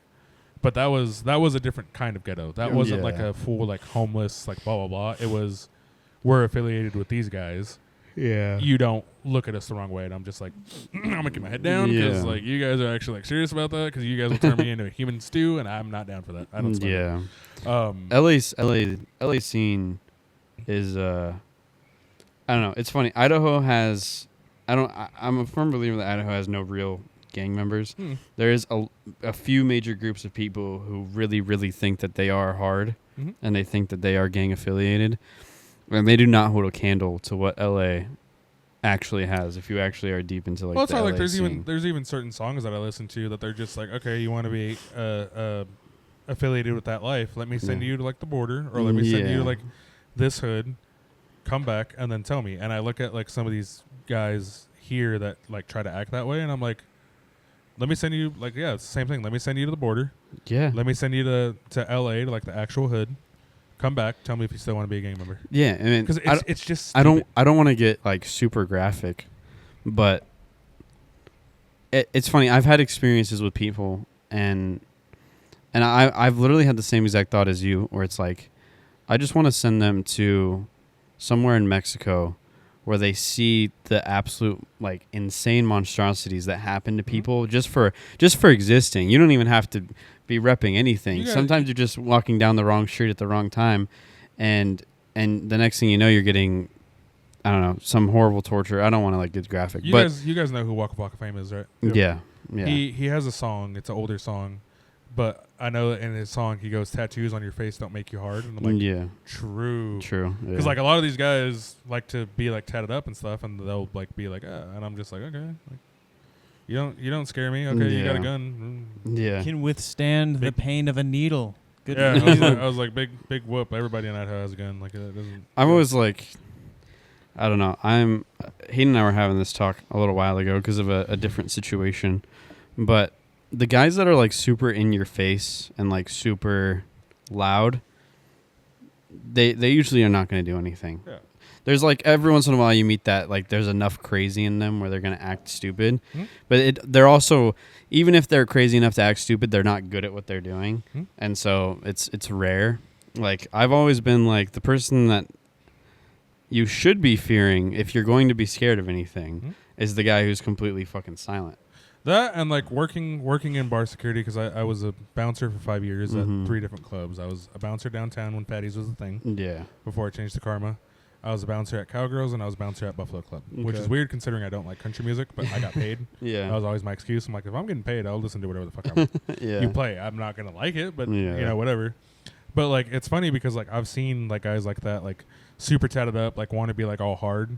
I've seen them get knocked out by like the cleanest shaven, nicest looking, like, you know, just NPC that you'll ever see in your life. Yeah. And it's always funny because it's just like, that guy just knocked him out, but like that should have been the other way around. But yeah, it's just like, okay. It's like image versus like the reality. But that's why it's hard, is like everybody associates like certain colors with like certain things. Yeah. And it's like, you know, like even going in LA, like it's kind of like the same thing. Like I went to a Dodgers game. I went to Red Sox and the Dodgers like 2-3 weeks ago. And like even my cousins, I know that they're saying it as a joke, but they're just like, you got to be very careful because like you're wearing a Red Sox hat in Dodgerland. That's a big like no-go. And I'm just like, I mean, I'm wearing a hat just because it's my sports team. I could give two shits about like the rest of it. Well, But I know for a fact that there are certain places in LA, even if I wasn't raised there my entire life, I still know that there's certain places in LA that you can go and that you can't go wearing what I wear. Yeah. But like every team that I like wears red. I'm a big Red Sox fan. I'm a USC Trojans fan because I'm from California. If I would have applied myself and gone to college, I would have gone to USC. I'm a Detroit Red Wings fan. I'm a Cleveland Cavaliers fan, even post LeBron. It's not just LeBron, but I fell in love with them after watching them play the Spurs in the finals back in 2008. Like, so most of my teams like wear red. And growing up, like one of my favorite colors is always black and red. I like the color combo. Yeah. Black being from being a Raiders fan, like black and silver. Yeah. My Impala was kind of like the same color, so I was like, this is my Raiders car. Yeah. Yeah. It's always black and red. It's always black and red. They just look. It looks good. I love black cars with red interiors, especially. Yeah. Especially mine. Like my GLI has like the perfect amount of like red trim. Yeah. Yeah. And you know, but out of curiosity, there is one thing that I do want to ask. Sure. And I want you guys to be very honest about it. I think I kind of know your opinion about it. But so, like I talked about earlier in the podcast, my 2015 Volkswagen GLI, reminder, it's a Volkswagen, has BMW M competition wheels on it. Again, shout out to Tyler and Janon. What do you guys think about it personally? Because I know there's some people that are kind of like on the fence. I know the one thing that pisses a lot of people off, which is probably going to be one of Hayden's biggest gripes because I can see it in his face. I got told to mention this on the podcast. Is the amount of Derek. rub that I do have from non-rolled fenders and the fact that it squats when I have any weight in the back. It's But not, I'm just curious. It's not the rubbing aspect. It's just the amount of poke and the amount of offset is on those wheels do not belong on that car. That is true. I think you could make it work if you got like a wide body or something, or like if you drop that hoe and put some insane camber on it, you can make those wheels fit. But that's not my cup of tea, honestly, is that stuff. So I think I will say one of the things that makes me scared about at least doing like the camber part. So my tires, I'm not trying to like flex or anything. My tires aren't cheap by any means. Oh, no. The tires that are on those wheels are Toyo Proxies. yeah, Those are $1,000 tires, which shout out to my guy at Discount Tire for giving me an actual discount on them. I will pay you back soon, I promise. But like they're not cheap tires by any means. yeah. And it's hard if I'm going to camber it because with how much I know those tires go for, it's just hard that if I have to replace tires on like a regular basis, that's a lot of fucking money for tire for one wheel. I'm the same way. Like I don't think I might build a stance car eventually, but that's not my like cup of tea. I don't know. I don't think it necessarily looks good. I like the wheels, and I think if you really like those wheels, you can make them work. But that fitment that you have now is not my thing. I don't think it's as excessive as people thought it would be, though. No, it's not. Because originally when we threw on the tires, we were just like, there's no way when we're doing the test fit. Yeah. We were like, there's no way like these are going to work. And then once I put them on, like, yeah, there definitely is poke, don't get me wrong, but I don't think it's as crazy as people thought it was going to be. It makes the car look, at least to me, it makes the car look a little bit more like pissed off. I agree with to that. a certain extent. But it not to call myself out or like, you know, a certain subculture out, but like you look at like the Mexican boys and their trucks with like the poke. I feel like it almost kind of makes too much sense. It's like for that me a little to have bit. that kind of poke, just It's like not on that. a truck. Yeah, it's like that a little bit. I know that style. It's like and Mexipoke. I also is what don't we like call that it. style either. That's Yeah. just not my thing. I always joke around. I call it RC car fitment. Yep. And I don't know if we can do it in the pod, but just in case, because you guys post these on YouTube, right? Yeah. I don't know if you guys can take your camera, but like you could show off the car for people that haven't seen it. I can throw a Or picture people- in. People Yeah. who like don't Yeah. know who I He'll am. think about. I'll plug a picture in. I'll think about plugging a picture in. Yeah. Yeah, I you said- guys, you guys I- don't have to. well, but no, I was just like, I'm the kind of reason- curious about It's it. the thinking about it is a joke because every podcast I say, you guys Something will needs see to get this, plugged. and then while I'm editing for 4 hours in a row, I go, "Fuck that, I'm tired," and I Yeah. don't do it. So, Fair. Yeah. but I might put a picture in for the YouTube viewers. But what do you think? Because you're the one person that I haven't really talked to like too much about it. So what do you think personally, or have you not seen it enough to like really? I think I've seen it enough. I have two different opinions on it. The first opinion stems from like I don't know, my entire like social media life, I've enjoyed pissing people off. And so my first perspective is that if it pisses people off, I love it. And I think that it's awesome. And so like as many people as you can make mad, go for it. That's my first opinion. My opinion from like a car, like someone having built cars in the past and enjoying cool looking cars would be this. If I guess it's going to sound similar to Hayden. If I saw a picture of that car on my Explorer page, like it's a quality photo, like it's a Big Mac photo, and it's slammed and cambered on wheels that it's not supposed to be on, I would immediately hit like and share it because I'd be like, that is so sick. Like, I love putting wheels on cars where they're not supposed to be. Your car, my only hesitation is the same, I guess, thing, is the poke. And so I know stance isn't your, like, thing. You're not a stance guy. But that car would look so incredibly good with camber and to make those wheels tuck into the fenders and some low. And I genuinely think that would break the internet almost, having, like, those wheels cambered and stanced on that car. But with the poke, it becomes like It's almost like a meme in a way. it's like a meme that I love. And so it's like, it's not a meme that I would be like, this is the coolest thing I've ever seen. Yeah. Which, like, I don't think you're going for that anyway because it's a Jetta. It's not like not like one of your dream cars. But it is a meme that I'll be like, I'll show people because I love it. And like one of the things that I want to point out for the fact that why I even have those wheels in the first place, I never even thought about it. I'll be honest with you guys. Yeah. I never thought about, at least that I know of, and I could be totally wrong, but at least that I know of, I want to say I'm one of the only Volkswagens. Forget the fact that it's a GLI. Forget the fact that it's Jetta or GTI, anything like that. I think I'm one of the only Volkswagens that's done that. Put those kind of wheels on it. I think I told you at the Shark Fest opener. Was it the opener that Yeah. I saw it for the first time? Yes. Yeah, the Sharko Sonar, I think I told you. Like, I've been on car social media for a long time, and I've seen a lot of crazy shit. And it's the only Volkswagen I've ever seen with BMW wheels. Yeah. So But so the whole story on why I even have those wheels in the first place is so I had the GLI stocks for the longest time. There was a pothole that I hit off of Garrity when I was coming home from work one day that I wasn't going fast. I was going like maybe like 40, 50 coming off the on-ramp, which to me isn't fast because by the time you get to light, you can already slow down. Yeah. Yeah. It's either the way that I hit this pothole or just the size of the pothole itself, but it wound up blowing out my tire and cracking my wheel to the valve stem, which I want to go get it checked out anyways to see if it can get fixed because eventually I am getting rid of the car. Yep. So I want to throw the GLI stocks back on there. Otherwise, I'm just going to order OEM replacement. Yeah. But so the whole reason I have these wheels is that happens. Some buddies of mine gave me some Audi wheels to throw on, which to me actually didn't look too bad. They came from an A4. I don't think they were the stock A4 wheels, but they were some kind of Audi wheels, which I thought looked cool. And then Tyler, S58 boy, hits me up and goes, "Hey, have you thought about throwing my wheels on your car?" And I was like, "No, like I never even thought about that."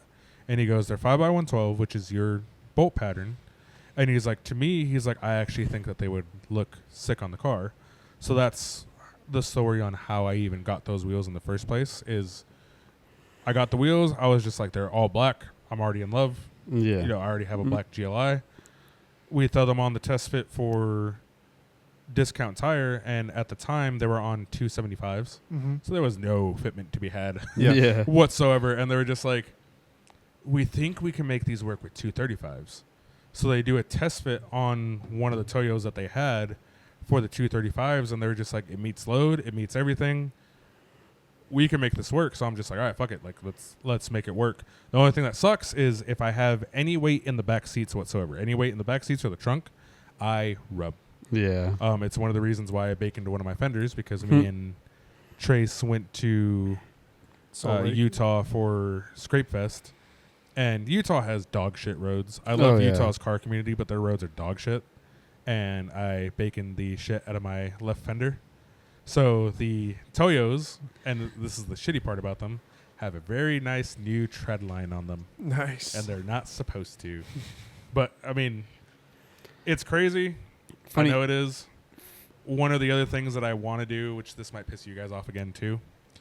If it pisses me off, I'm going to like it. So the Golf R comes standard with 19-inch wheels. Mm-hmm. Those BMWs are 19s. Is it 5x112? See, the Golf R, I would absolutely fucking love because it's made more aggressive and it's built with wider wheels, so they actually might work better with like an aggressive setup. And it's also the fact that they come with 19 standard, which It'll- GLI came with 18s. Yeah, it'll so work. I'm already 1 inch bigger. It'll work for sure. I Brandon, have what do you think though? Because you've taken a couple photos of my car, but we've never really had like a full blown conversation. But like I said, just I want you guys to be honest because like I know it looks ridiculous, but I it's cool at the same time. But I know it looks ridiculous. So here's my thing. I am very inexperienced when it comes to having my own fun to play on a car. I own a Kia Optima that I blew up in Shout April. out to Optima. So RIP the I don't Optima. really have any room to talk, in all honesty. But I think it has somewhere that it can go, but it needs to continue moving to get anywhere, in my opinion. And in terms of taking photos, I feel so bad. I love you as a person. I love the car for what it is. I think the BMW wheels on it are so fun. Your car is so unphotogenic, it pains me. I feel so bad because you're such a good dude and I want to give you photos, but they just don't look good. Yeah, it's a standard GLI. Like it doesn't break my heart when people are just like, okay, like your car is not like anything fancy or interesting because like I don't have any wrap to it. It's not tuned. It's a stock GLI. So like I get that point too. And one of the things that I was thinking of before I decided to hop on this train of I'm gonna get rid of the car next year and get a new car. I want it to be the 2025 Golf R, but it doesn't have to be. are you set on a new car, or would you get like a couple years old? I would do at most. I would probably do like a 2023. and I know it's going to be hard to find like a 23 brand new. Sure. But for me, it's just like I want to get a new car and just completely start over because both of my cars that I've owned, well, technically all three because I'm going to count the Jeep in this, even though I only had the Jeep for like maybe like 2-3 months. Every single car that I've owned has been a pre-owned car. Sure. My parents just got a limited 2024 Tundra. It's the first new car that my dad's ever gotten. He's used to like used cars too, so brand new off the lot. And I kind of want to experience that for myself, of not a car that anybody else has owned, but like a car that I'm the first owner. Yeah. Because I think there is a difference between used but new to you versus completely new with 0 miles on that dash, and you put all the miles and everything into that car. Yeah, 100%. So if it wasn't for the fact that I was going to get rid of the GLI, one of the things that I was strongly contemplating was actually wide bodying it, just because I've seen a couple of those on the internet, and I think they look cool. I think one wheel that might have made that car look a little bit better, and I'm going to shout out one of my friends on Instagram who nobody knows. He's not from here, but his name is GLI Rob. He's down in Arizona. He has a Mark 7 GLI, but he actually had Bentley wheels on his. I feel like Bentley wheels with like a little bit of camber. I've definitely I've seen that car before. I share a lot of his content because one of the things that I'm really good at is sharing a lot of people's content on Instagram. I feel like I'm more of a promoter and like shout outer than I am like a car meet host, just because it's something that I've always been good at. Yeah. But I've definitely shared his content, so it's not hard to see his car. But if you guys are ever curious, just look up GLI Rob on Instagram. Mm-hmm. Those Bentley wheels on that car looked fucking. he's in the good. Phoenix area. Yeah. Yeah, I Yeah, think I've we seen saw that it car. Yeah, at that pop up. he's down in Arizona. Oh, did we see it at the meet? I think so. Oh, okay. Yeah. It has a license plate that says "ew" on it. I feel Says like- what? I feel like Ew. I You? feel like I remember that car. EW. Yeah, I think. Funny story too, because that girl that got mad. Didn't she have a Volkswagen? Yeah. Okay, funny story to wrap up the podcast, because Volkswagen, and we're talking about Volkswagens. When we were doing the shit car count, like I said, everybody was super positive and funny about it. It was like a great time. It was a great experience, great vibe. Like I said, we had a group of people following us and like seeing what we marked down, and it was so fun. Towards the end, right? Yep. We passed by this girl who, what was it? What Volkswagen was it? I think it was a GTI, or it could have been a Jetta. I thought it was the bigger sedan. They have the Jetta, and then they have the, I forget what Passat? it's called. No. The Arteon? I don't know. CC. Arteon's fuck, by the way. Dude, I want an Arteon's- Arteon I wanna so say- bad. You I want have an a buddy Arteon? down in Utah, Mark One I'm- Flicks. He has the nicest Oh. Arteon that I've. Mm. Brandon black- saw it yeah. at Scrape Fest. He has one of the nicest That Arteons. was I want to I've get seen. like either an Arteon or an 8 Series. Mm. I like a big boat car. Yeah. Anyway, though, big boat car. whatever it was, she was like, it was like a piece of crap car, and apparently, like the owner, like one of the people that was walking with us and just hanging out from the Phoenix area, was like, that girl cheated on my best friend, so like mark her down for shit car count. Oh. So like we're in front of her, and Hayden just goes and makes a mark. I made eye contact with her. Yeah, he made eye contact with her and made a mark. As you She- should, assert dominance. She lost her shit, dude. She not only started yelling at us and trying to get her boyfriend to fight us or whoever that man was with her. She kept screaming at us. She followed us across a parking lot, Yeah. screaming and yelling at us until someone from her group finally like grabbed her and pulled her back over to her car. Snowflake. Across the parking lot was screaming at us and yelling at us Jesus. and like super mad. We had a. It was the funniest thing I've ever Why seen. am I low key down for you guys though to like do that here? Oh, it's so Hurt funny. so Because- many feelings. We would hurt a lot of feelings. for I think sure. there would. I think we would probably get like that half and half of like some people that find it funny, and some people that get upset. But like yeah. realistically speaking, from a car meet host standpoint, I appreciate the nice cars that I get Yeah. because it's always nice to have McLarens and Ferraris and like GTR show up. It also helps me appreciate when I get those cars because there are a couple cars in the community that are shitboxes. Yeah. But I think that you can also make a shitbox look good and do certain Well, things there to needs it. to be there. It's But getting, like you're not cool if you're showing up in like a $500 Jalopy Jungle special where everything is falling off. yeah, or eBay parts everywhere. Like to me, it's getting better, I guess, and that's what Trace said. I'm not involved enough to know if it's getting better, but There was a big timeline when I was in the car community where there was no standard for like a standard that you should shoot for if you're wanting to have a nice car.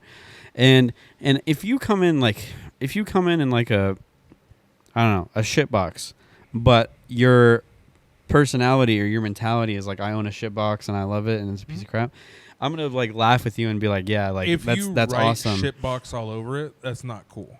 No, And like don't get me wrong, like I know there's some kids and some people, like I'm even one of those guys that like I can't afford a lot, right? Mm-hmm. So like I know that there's some people that they're driving what they can afford, and I like that. But not every car needs a hood exit. Not every car needs a loud ass exhaust. Not every car needs a cherry bomb. Not every car, Mason, I love you, but you know that I'm going to mention you in this podcast. Not every car has to be a primer green Del Sol. I was so close to saying something at the beginning of this conversation about that. Well, let me just. I love you, Mason. Let me get this out. There needs to be a standard, and I have love for like one of our really really good friends. He loves his like piece of crap cars, but he's not like the owner that's like, I drive a shitbox, I drive a shitbox, I drive a shitbox. That's just what he loves. So that's a niche that's I'm okay with. But if you are a person, and there's plenty of them out there, and there's too many of them in the Boise car community, that drives a piece of shit car or a car with a ton of eBay parts or just a car that's not that cool, but you have to act like it's the best shit ever, and you have to act like you have an ego, and you have to, like, the way they portray themselves is like they shouldn't have to strive for anything better because their car on eBay parts and reps is as cool as it gets. That's when I am just like, you're full of shit, dude. It's not cool. Like it's a shit car. And to me it's all about mentality, right? Like if I meet someone that bought a car and they want it to be this certain really cool thing and they're just not there yet, I don't care. Like if you don't have the finances and all that stuff, like that is fully your thing. That's your story. That's your journey. And so I don't have any hate. But if you're going to have an ego about anything, that's when I'm going to sit there and troll you, because there's no need to have an ego. I've met plenty of supercar owners and super clean build owners that call their cars piles of shit, and they have no ego about it, and they just love enjoying the car. And you can be that way too. You don't need to have an ego over your Kia Optima. I'm sorry. That's just how I am. We're not We're calling looking at you, out. B-Mac. Big Mac just caught a We're stray. looking at you. I'm kidding. You didn't catch a stray because you didn't have an ego over your Kia Optima. I mean, it I was been like, I worse, though. parked He could've- mine way the fuck away. It could have been worse though. He could have bought a Kia Soul. Yeah. Yeah, True. instead his girlfriend got one. Hey, at least it gets really good gas mileage. It may be You know what gets ugly. really good gas mileage? My 5 Series BMW. She could have had one of those. You know what gets really good 30 gas mileage? A plus? Prius Prime, and the new Priuses. Yeah. Fuck. So The new Priuses are expensive. somebody hurt Toyota. I will say that somebody hurt Yeah. Toyota. To the point that Toyota's they were just kind of like, going off. Yeah. Yeah. All right. Well, I think that's a pod, dude. Yeah. I'm really glad that you came. Yeah, We're I really appreciate excited. you guys having me because Yeah. I saw it from the first episode. You guys have a nice little thing here. Thank you. So I appreciate you guys that. even thinking about me. Off Of the course, first it episode? was. Huh? What? Off of the first episode? Yeah, The first episode was not great. it's something new and like Fair.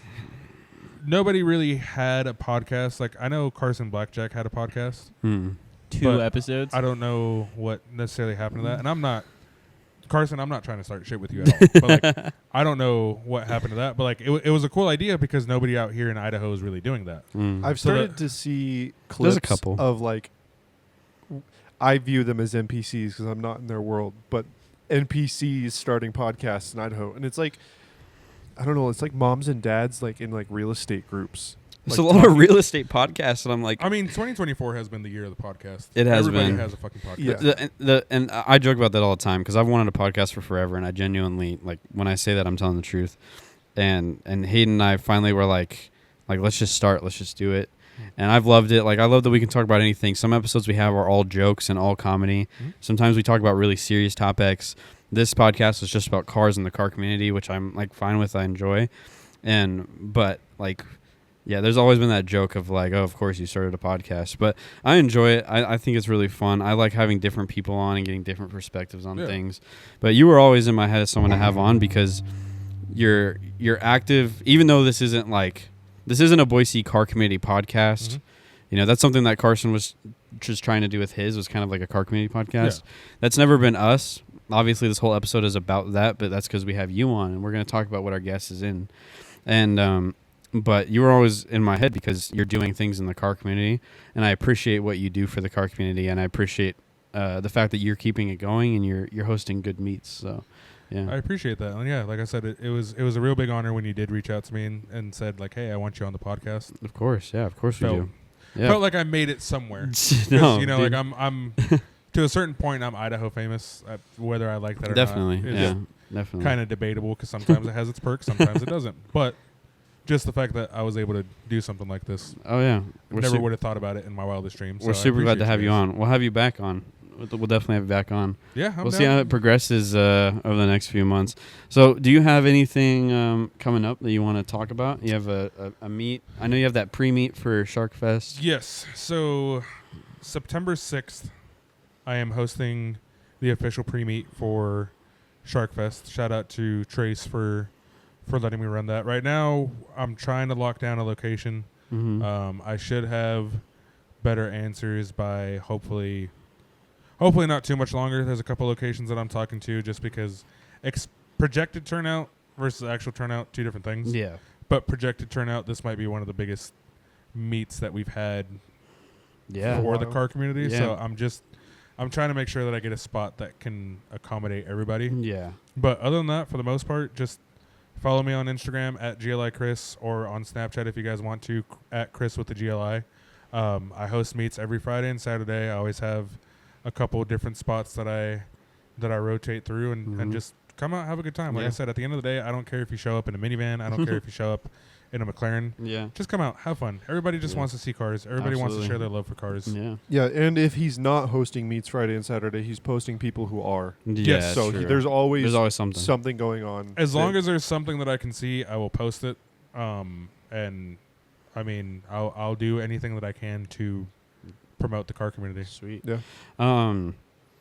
Yeah, we'll definitely have you because I know you probably know we're doing a live show at Shark Fest. We're just gonna kind of have people sit down and talk with us. So we'll definitely have you sit down for a little bit and talk to us there. Yeah, if I'll you're be gonna there. have time, I know you're gonna be running around a bit. Yeah, I'm in charge of. I don't know if I'm allowed to say or not, but I'm in charge of some things at the show. Yeah. So I'll be We'll catch you running for a around minute. as much as I can. But if I have a chance to come Yeah. talk to you guys, but like if you Absolutely. guys see me at a meet, like feel free. This is for anybody. Like if you guys see me at a meet, I'm a human at the end of the day. I'm not some big scary guy or like some weird guy. Like feel free to come talk to me. I like talking to people. I like meeting people, even if it's a 15-second conversation. Just come say hi. I'm not a scary guy. Definitely. But yeah, I'll see you guys at Shark Fest. Yeah. Shout out to Track Shark. Absolutely. Go buy tickets to Shark Fest. Come see the live show. Come see the cars. Peace. Goodbye.